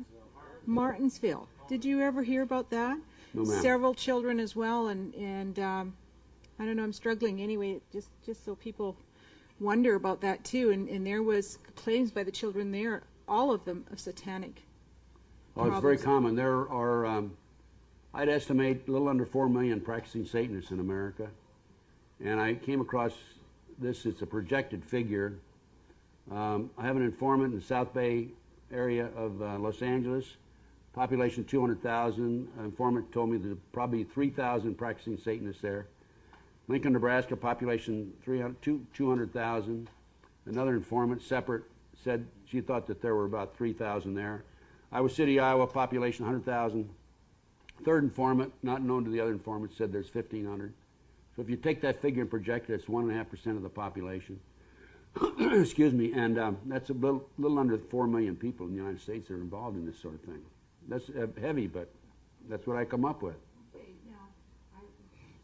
As a Canadian, I really want to fool myself that this isn't happening here. Oh no, it's very common. Victoria is very heavily concentrated with satanic activity. In fact, the lady I'm going to meet with her Tuesday. The case we're going to discuss is out of Victoria. I might mention also that 3 separate sources on the number of human sacrifices, between 50 and 60,000 a year. And we're talking now, you know, Ken Lanning is the behavioral science expert in Quantico, Virginia for the FBI. And even though I've furnished him and the FBI documents and upon document of information, he says that there's no organized satanic movement, it's only dabblers. And on the McMartin case, one of the best finds we had in the way of an artifact was the kid said there was a tunnel next to the west room. It was a school room. And we went down with a backhoe right straight down about 15 feet, right next to the wall where the kid said there was a tunnel. This had been filled in now. And there was a plastic bag there, half sticking out and half under the beam, the support, house support. We pulled it out. It was a Disney bag, and it was copyright 1982, which gives us a time frame of 1982 or 83 when they filled in the tunnels. And the case broke in 1982, by the way. They went out there to fill those tunnels. Yes, ma'am. Then is the John Bonet case connected with all of this too? Because I have no documentation that it is. Based on the circumstances, I believe it is. There are ligatures on the child's neck. That's one of the signs, by the way. And in the mind control program, ligatures are bruises. And in the mind control program, what they do, they take them right up to the edge of death and bring them back. That's one of the tortures. And I suspect they took her right up the edge of death and couldn't bring her back. They went a little too far. Are you familiar with Linda Thompson? I know of her. All right. You know if she's still alive or anything like that? Because I know she puts out a lot of same materials that you are and take the same stand, although she's not with the FBI. She's a lawyer out of Indianapolis area. I don't know what's happened to her. I haven't heard from her in several years. Yeah, I haven't heard from her in 3 years. I just wondered if you knew. Phil Schneider, are you familiar with that name? Mm-hmm. Yes. Do you know what exactly happened with him, and is he credible from the tapes that he did on the tunneling under Area 51 and some of the other areas under the United States? I don't know. If he's credible, I know of his work. I've heard a lot of stories about tunnels and cities, underground cities. I've also heard a lot of stories about internment camps. There is a new federal execution center in Terre Haute, Indiana. It houses, I think, 52 people. We haven't had a federal execution since 1962. I was reading some material the other day about an internment camp in Alaska. It's supposed to house 1 million people. Getting back to the underground cities and the tunnels, I would say there's good possibility of it, but you know, proving it's something else. You read these things, proving it is another thing. Yeah, I know that Phil had said that he was about to expose it. He had mapped them all out, and two months before the book was to be released, he was killed. Oh, he committed suicide, I assume. Yeah, somebody suicided him. Yeah. Yeah. Well, you know, in the Waco case, the key witness for the families was murdered just before he was to testify. He was an infrared specialist, expert, and he had already given depositions, as I recall. He'd given deposition that the infrared analysis of the films of the Waco incident showed that the government did fire into the compound. And that's what Linda Thompson, she just finished exposing that, as well as the containment camps, the concentration camps, and it was shortly after that we never heard from her again. So, yeah, they're sneaky, and there's a lot of people that have disappeared. I can tell you this on one of the internment camps. 1997, I had dinner with an individual who had formerly been the civilian member of the prison board in the state of Texas. It's a high political position. And he told me that in Texas they have 8 brand new prisons that are manned with no inmates. So I can guarantee that that's a true story. And there's no reason for him to tell me otherwise. Yes. Hi there. As you know, I have a 2.5-year-old daughter. You actually met her at Beautiful lunch. child, like her mother. Thank you. And I live in in the 3rd largest city in Canada. What are some of the practical things that we can do to safeguard our own children? Because nobody wants this to happen to their own child. With your experience, do you have any practical pointers, things to look for, things that we can identify as parents to keep our own children safe and to inform other parents? Are you a working mother? No, thankfully I'm not. Well, then you're in good shape. I recommend that the mothers be the mothers. That's one of the problems in the world today. There's too many mothers leaving their children with somebody else. The preschools are a breeding ground for the satanic activity in many instances. The Virginia McMartin in the McMartin case has traveled all over the world setting up preschools. Dr. Roland Summit, former psychiatrist, UCLA Harbor Hospital, who's been involved in these issues, told me that there are 50 other preschools around the country where the kids talked about tunnels under the school. So the main thing, as I see it, with your children is to watch your children like a hawk. Don't let them out of your sight. I've known of kids who were kidnapped in grocery stores when their parents were shopping in the grocery store. The kids go around the corner, they never see them again. I know a mother who was shopping in the grocery store, and she looked up, and this man was carrying her child out the front door. And she ran out and grabbed the kid, and the guy went on and laughed. So I think the main thing is to, you know, watch your child like a hawk. Don't turn your child over to anybody else. And if you do have to have a babysitter, make sure you know the babysitter. One of the things that they did with the kids in the McMartin case is they would tell these little 2, 3, 4-year-old kids in front, after they would burn the babies or sacrifice the babies or cut them up, we're going to do this to your brother, your sister, your mother, your daddy if you talk. And the one little girl, they took her home, molested her in her own bedroom, left a memento there, took her cat, came back, and sacrificed the cat in front of her and the other kids. And you think that's why the big issue is, well, why don't the children talk? Why don't the children? They don't dare talk. They're scared to death. Main thing is just watch your child closely. That's all I mean. Now I have a list. If you are suspect of your child being molested, or if you do have your kid in a preschool and you think there's a problem, I have a whole checkoff list of things to look for, like blood in the diaper, change of personality, the child has an unusual interest in her genitals, his or her genitals, that sort of thing. That's a list of about 3 or 4 pages long. And if somebody wants to drop me a note, I didn't bring it with me, I'll be glad to furnish it to them. By the way, while I'm thinking about it, I've got I've got some fantastic research over there. I got some great videos. Normally those videos sell for like $23 in the States. If anybody wants them, I just soon not take them back with me. I'd like to leave them here in Canada, to be honest with you. I'll give them to you for $20 each, which is about $12 U.S. Anything on that table except the Bryce Taylor, you can have that for $20 flat across the board. I have an article here that I meant to say something about during the lecture. It was in the recent National Enquirer. It's about all the people that have been killed, murdered, suicided, or suspiciously dead from the Clinton administration. The number is up to 45 people. I thought it was higher than that, but, you know. That's since he's been president? That's since he's been president, including the two little boys in Arkansas who they said committed suicide.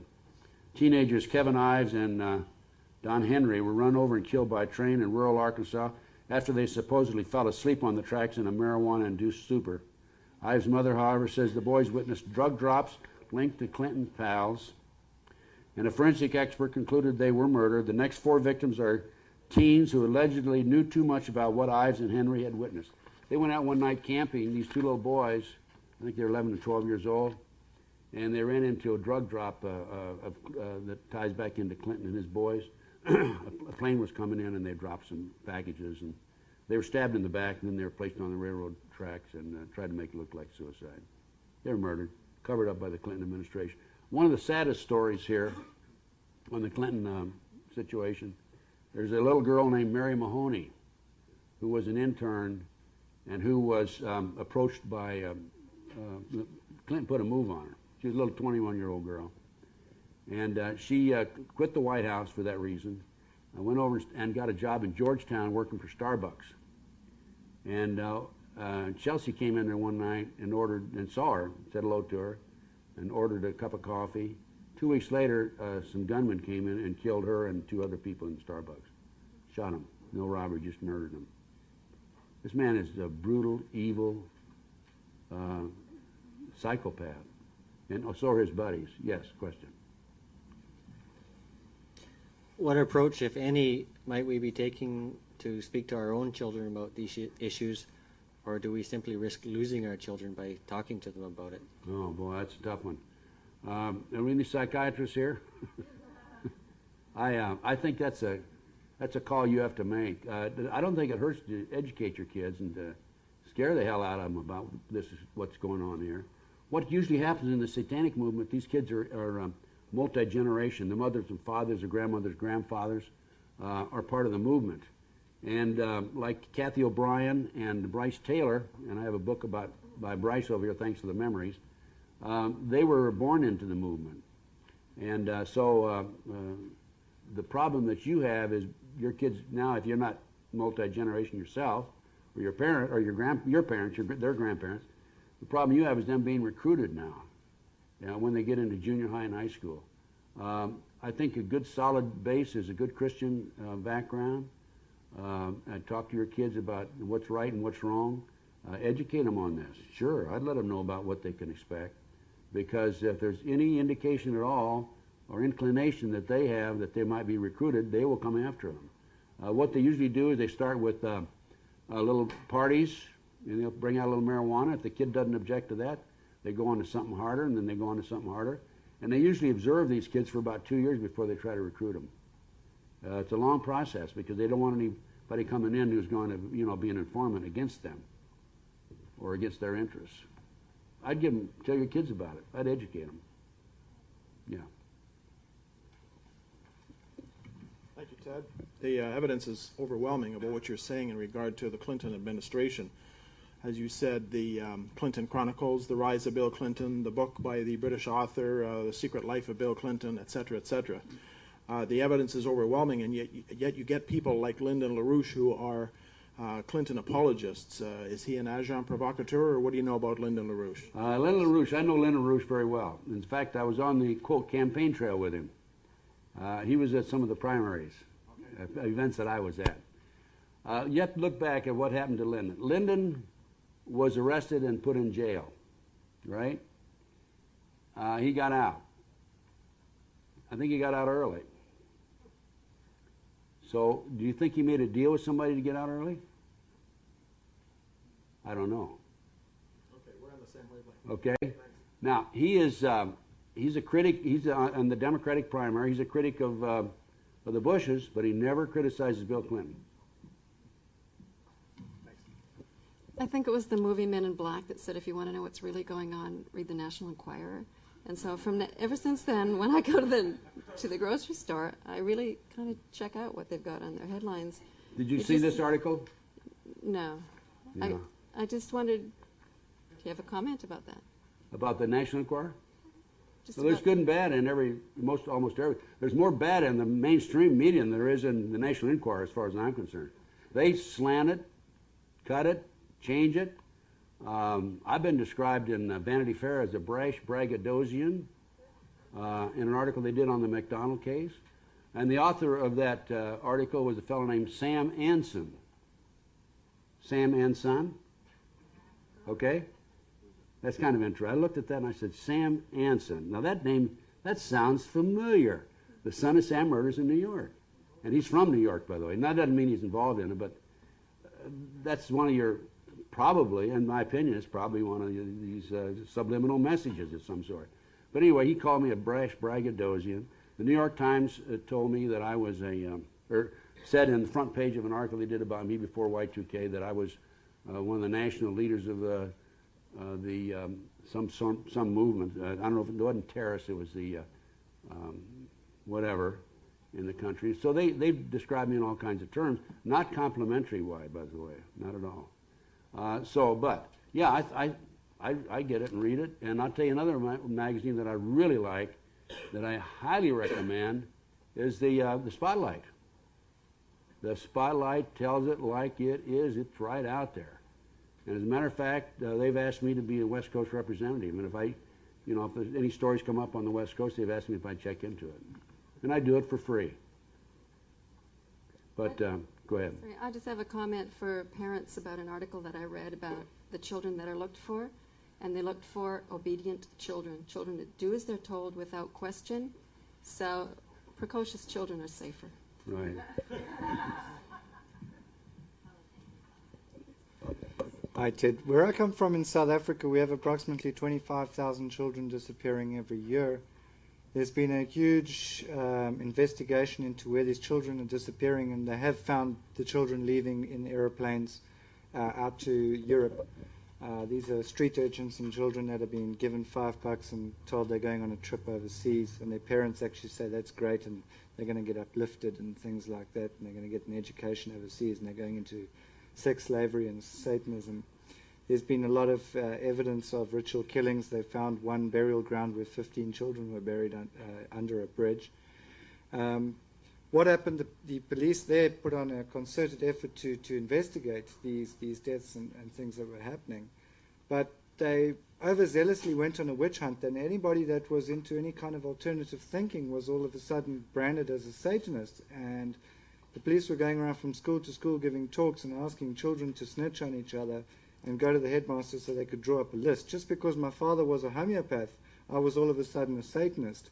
They came to our house and they, under the Security Act, pulled the house apart trying to look for satanic articles and things like that. Subsequently, we found the head of the department researching this was a Satanist himself. Yeah, they've infiltrated. This stuff tails into the Illuminati, the drug operation, pornography. And still to this day, I practice alternative medicine in South Africa and still branded as Satanist because of a very closed-mindedness. And I just want to know where they draw the line where Satanism actually starts and ends, because people who are generally free thinkers who use natural products, for instance, can be labeled as such as well. Well, I've been told by people inside the cults and at high levels that the communists have infiltrated the cult drug network in this country today. And this is all part of the communist movement to take over from within. And I have no reason to believe it isn't true. There's another thing I would like to express that I've noticed when I've been up here in the Starbucks stores where all the kids are hanging out. If you look on their fancy murals they got on their walls, every single wall in every Starbucks store has the pyramid with the eye bleeding into a chalice, a satanic cup. Yeah, I Look at noticed that that carefully. too. I've noticed that also. You'll see that Illuminati pyramid almost every day. Yeah. Thank you. No, go ahead. Yeah, you got a few minutes. You had mentioned a number of other people that were relaying information onto you, and some of them had been killed. What? We're all obviously thankful that you haven't been killed. But what has accounted for How am I your alive? safety? Yeah, why am I alive? I'm alive for several reasons. The last time anybody attempted to do anything to me was in Nebraska. I was in John DeCamp's office. I called Omaha, 50 miles away, to arrange to meet somebody at the Bohemian restaurant. And I met that person at 12 noon. And then he and I went out and did some work. It was on the Johnny Gosh kidnapping case.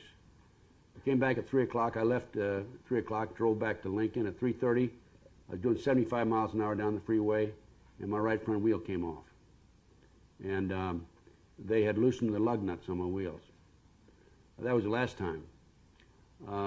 I've made it very clear, first of all, back in the early 80s, when I had this problem, the security problem with gunmen in 1982, I had developed a lot of information about homicides that had taken place in the United States by the cults, and I had information about 18 homicides and who committed them, where the bodies were, if there were bodies or otherwise, details of the homicides, and I put those in an envelope and I was ready to mail them out to a dozen people if anything happened to me or anybody in my family.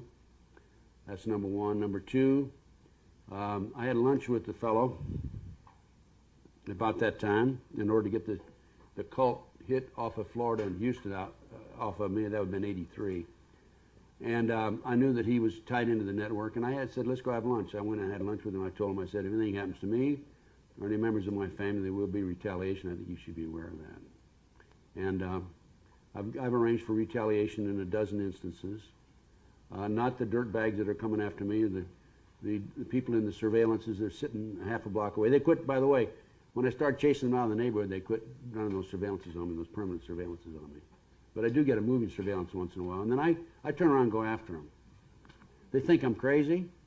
They might be right, okay? Let them think I'm crazy. And they think I'm paranoid. They are right about that. But a little paranoia is good. You know, it makes you safe. But in addition to that, I've arranged for retaliation, and I've had a lot of publicity. I've made a lot of newspapers, like the front page of the LA Times. I've been in People magazine here recently. And I've been on a lot of TV shows and radio talk shows. I have my own show, on Stan Solomon's show and all that. So if they do anything to me, it'd be counterproductive. It'd just give me credibility. And I don't think they want to mess with me or my family. They really shouldn't. It'd be very dangerous for some of them.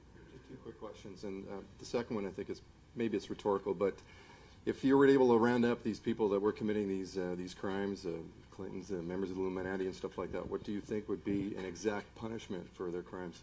I think you have to consider the facts and the evidence to be gathered before you can make a conclusion as to what should be pumped. Anybody involved in murder, as far as I'm concerned, they should be executed themselves. I mean, you know. I think we all agree with that. Yeah, oh yeah. The other one is These people are animals. They're evil people. You mentioned earlier that you considered yourself a Lone Ranger. Have you been looking for a Tonto? No, I don't even trust Tonto. Okay. I'm a Lone Ranger without Tonto. I have a National Enquirer type question. Everyone's afraid to ask it. You might not want to answer this, and if you don't want to, it's fine. But can you bring us up to speed on the Art Bell thing? A lot of us are witnesses or listeners of Art Bell, and I'd really like to know. You don't have to say a whole bunch, but I would really like to know. Yeah. If you think that, like, he never says nothing about Bill Clinton either, you know, never. And I wonder if you think maybe those guys in the black suits got to him. You know, I don't mind you asking that question. Okay. I'll tell you what I'll do. I'll give you the information right out of the court records, but I can't say any more than that. I guess you're all aware that Art Bell sued me for millions of dollars. Are you aware of that? He's a radio talk show host down in Pahrump, Nevada. He was on 5 hours a night, 6 nights a week. He's heavy into the UFOs and Area 51 and all that sort of thing. And when I had my radio talk show on December the 9th, 1997, I had a fellow named Dave Hinkson on my show. And we're talking about, Dave Hinkson has a series of health products, colloidal silver and zinc and plutonium and all that sort of thing. And we're talking about that, and all of a sudden Dave comes out and starts talking about, well, I have information about Art Bell. I said, yeah, well, what's that? He said, he started making some disparaging remarks about Art Bell being accused of something and then covering it up and being able to pay his way out of it. And he asked me my advice on what he should do, and I said, well, I'd go check the court records. And that's about all that I said. I didn't accuse him of anything. And then we went on to another topic. A woman from West Virginia called on the show, and I said, yes, Ruth. Her name was Ruth. And that was it. But the fellow did infer that Art Bell was involved in some sort of a sexual problem with a juvenile. Well, next thing I know, I'm being sued. Dave Hinkson is being sued, and the radio station, Nashville, Tennessee, WWCR, is being sued. WWCR is one of the largest shortwave stations in the world. They have, I think, 100,000 watt operations there. So Art Bell's attorney goes on Good Morning America, and Art Bell himself has made many times a statement that I accused him of being a child molester. I've never accused him of being a child molester.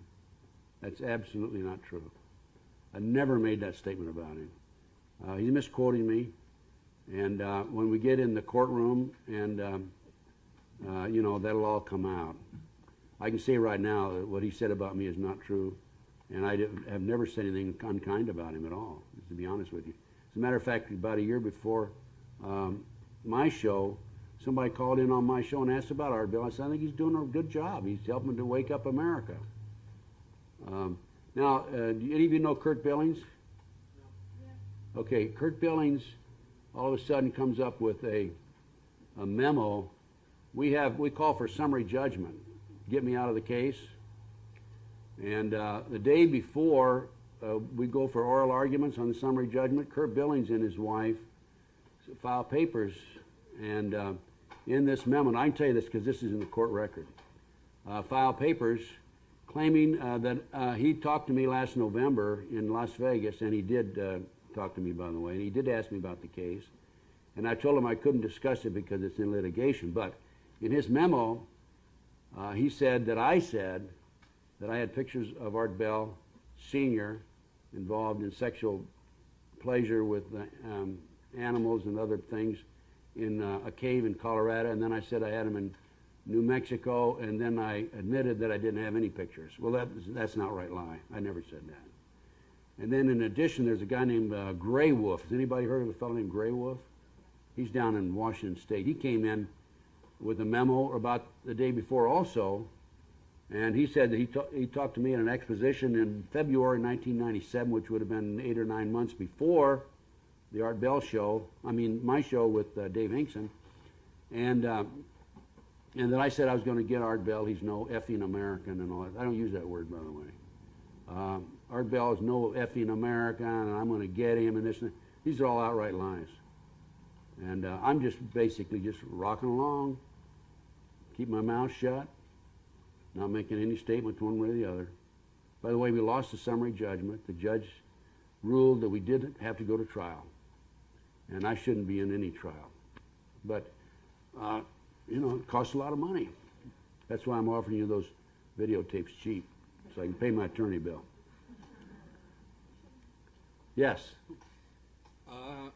One thing I just want to, one thing I want to mention to you, Ted, is that I'm very appreciative of people like yourself and Eustace coming up here, because I do look up to you guys. I'm a newbie in this field, And watching you and listening to your experiences, listening to Eustace's experiences, Kathy's experiences, gives me hope that I'm going to live to a ripe old age, and I'm not setting up my own death right now by the age of 40, because I think I'm having a little more hope than most people have for me right now. You're doing a great job as far as, from our conversation we had today. Yeah. And just keep up the good work. I agree with Kathy and Eustace. I think this thing's turning around. I think so we're too. making progress. And, I've been in the fight for 20 years, ever since the McDonald case in 1980. And I'm more excited and enthused about it than you can imagine. In spite of the fact that, they're burglarizing my place and running surveillances on me and loosening the lug nuts on my wheels. By the way, one of the things that they did is they came in my place in the middle of the night and put a penny at the foot of my bed. Just to let me know that I'm available. They can get to me anytime. They're trying to intimidate me. I'm not really intimidatable, I'm really not. Because, if I ever catch them in my house, I'll blow them away. Well, one of the, I think a lot of the big question that everybody always has in their mind is the ultimate question of why all this happens. And I've given that a lot of thought over the last year. And one of the answers that I've come up with, and I think this is hitting almost close to home, but I'm not sure quite there yet. Have you heard of the Royal Institute of International Affairs? Yes. Okay. I understand that George Bush is actually a member of the RIIA, which is run by the Queen of England. And as far as I understand, everything stems from the RIIA, which is where George Bush and everybody else connected with the presidency and in this organization takes their orders from. Everybody who's involved with satanic cults and the Masonic rituals takes their orders from the RIAA or RIIA. And that's where it all stems from, is actually the City of London. I agree with that. And which is supposed to be the new Troy. I agree with that. And I agree with that. It ties into the Bilderbergs. Yeah. And there's the Bilderbergs, not the Bilderbergs per se had a meeting, but a group of the Illuminati. A group of the Illuminati had a meeting here a year or so ago, secret meeting. And the mainstream newspapers didn't even print it, but there's a little old newspaper in someplace in Mississippi. I've got the article in here. That printed it, and it described them as Illuminati members. And it's all, it has the big ribbon that ties in. And anybody, like I think you were mentioning, when you consider what Kathy says, what Eustace says, what I say, and some of these other speakers, it all kind of ties together, doesn't it? We all have different experiences. Because I can't, when I have a piece of the puzzle, you have a piece of the puzzle, Yeah. Eustace, Kathy, we all have a piece of the puzzle, Bruce. And I noticed this is an amazing weekend because it's the light bulbs are going on in my head because there's connections that I didn't quite glue into starting to come together now, and I think for everybody in this room, so this has been, well worth it. Yeah, well, the CIA is, I say the CIA is the most evil organization in the history of the world. They're involved in kidnapping kids. They're involved in the drug operation, international drug trafficking. They're killing people. They're assassinating people. Chip Tatum on my radio show said that he was involved in the takeover of 20 governments around the world where they put a puppet CIA operation in afterwards, including Australia. We put in the government in Australia, and now the Australian government comes out, takes all the guns away because they had that shooting down there with 26 people killed. That's all planned. Last question. Can you comment on the New Age movement? Can I what, ma'am? Comment on what they call the New Age movement. Yeah, the New Age. The New Age is pre.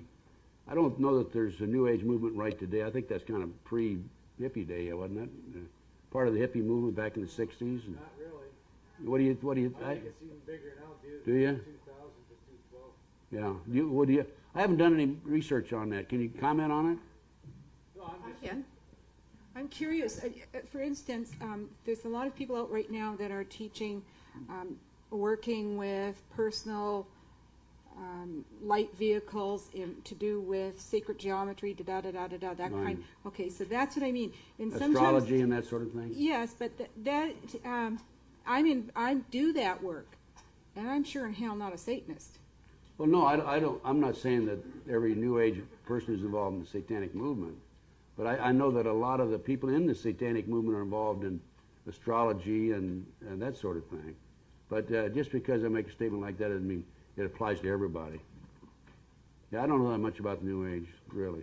Are there any New Age experts here that want to comment?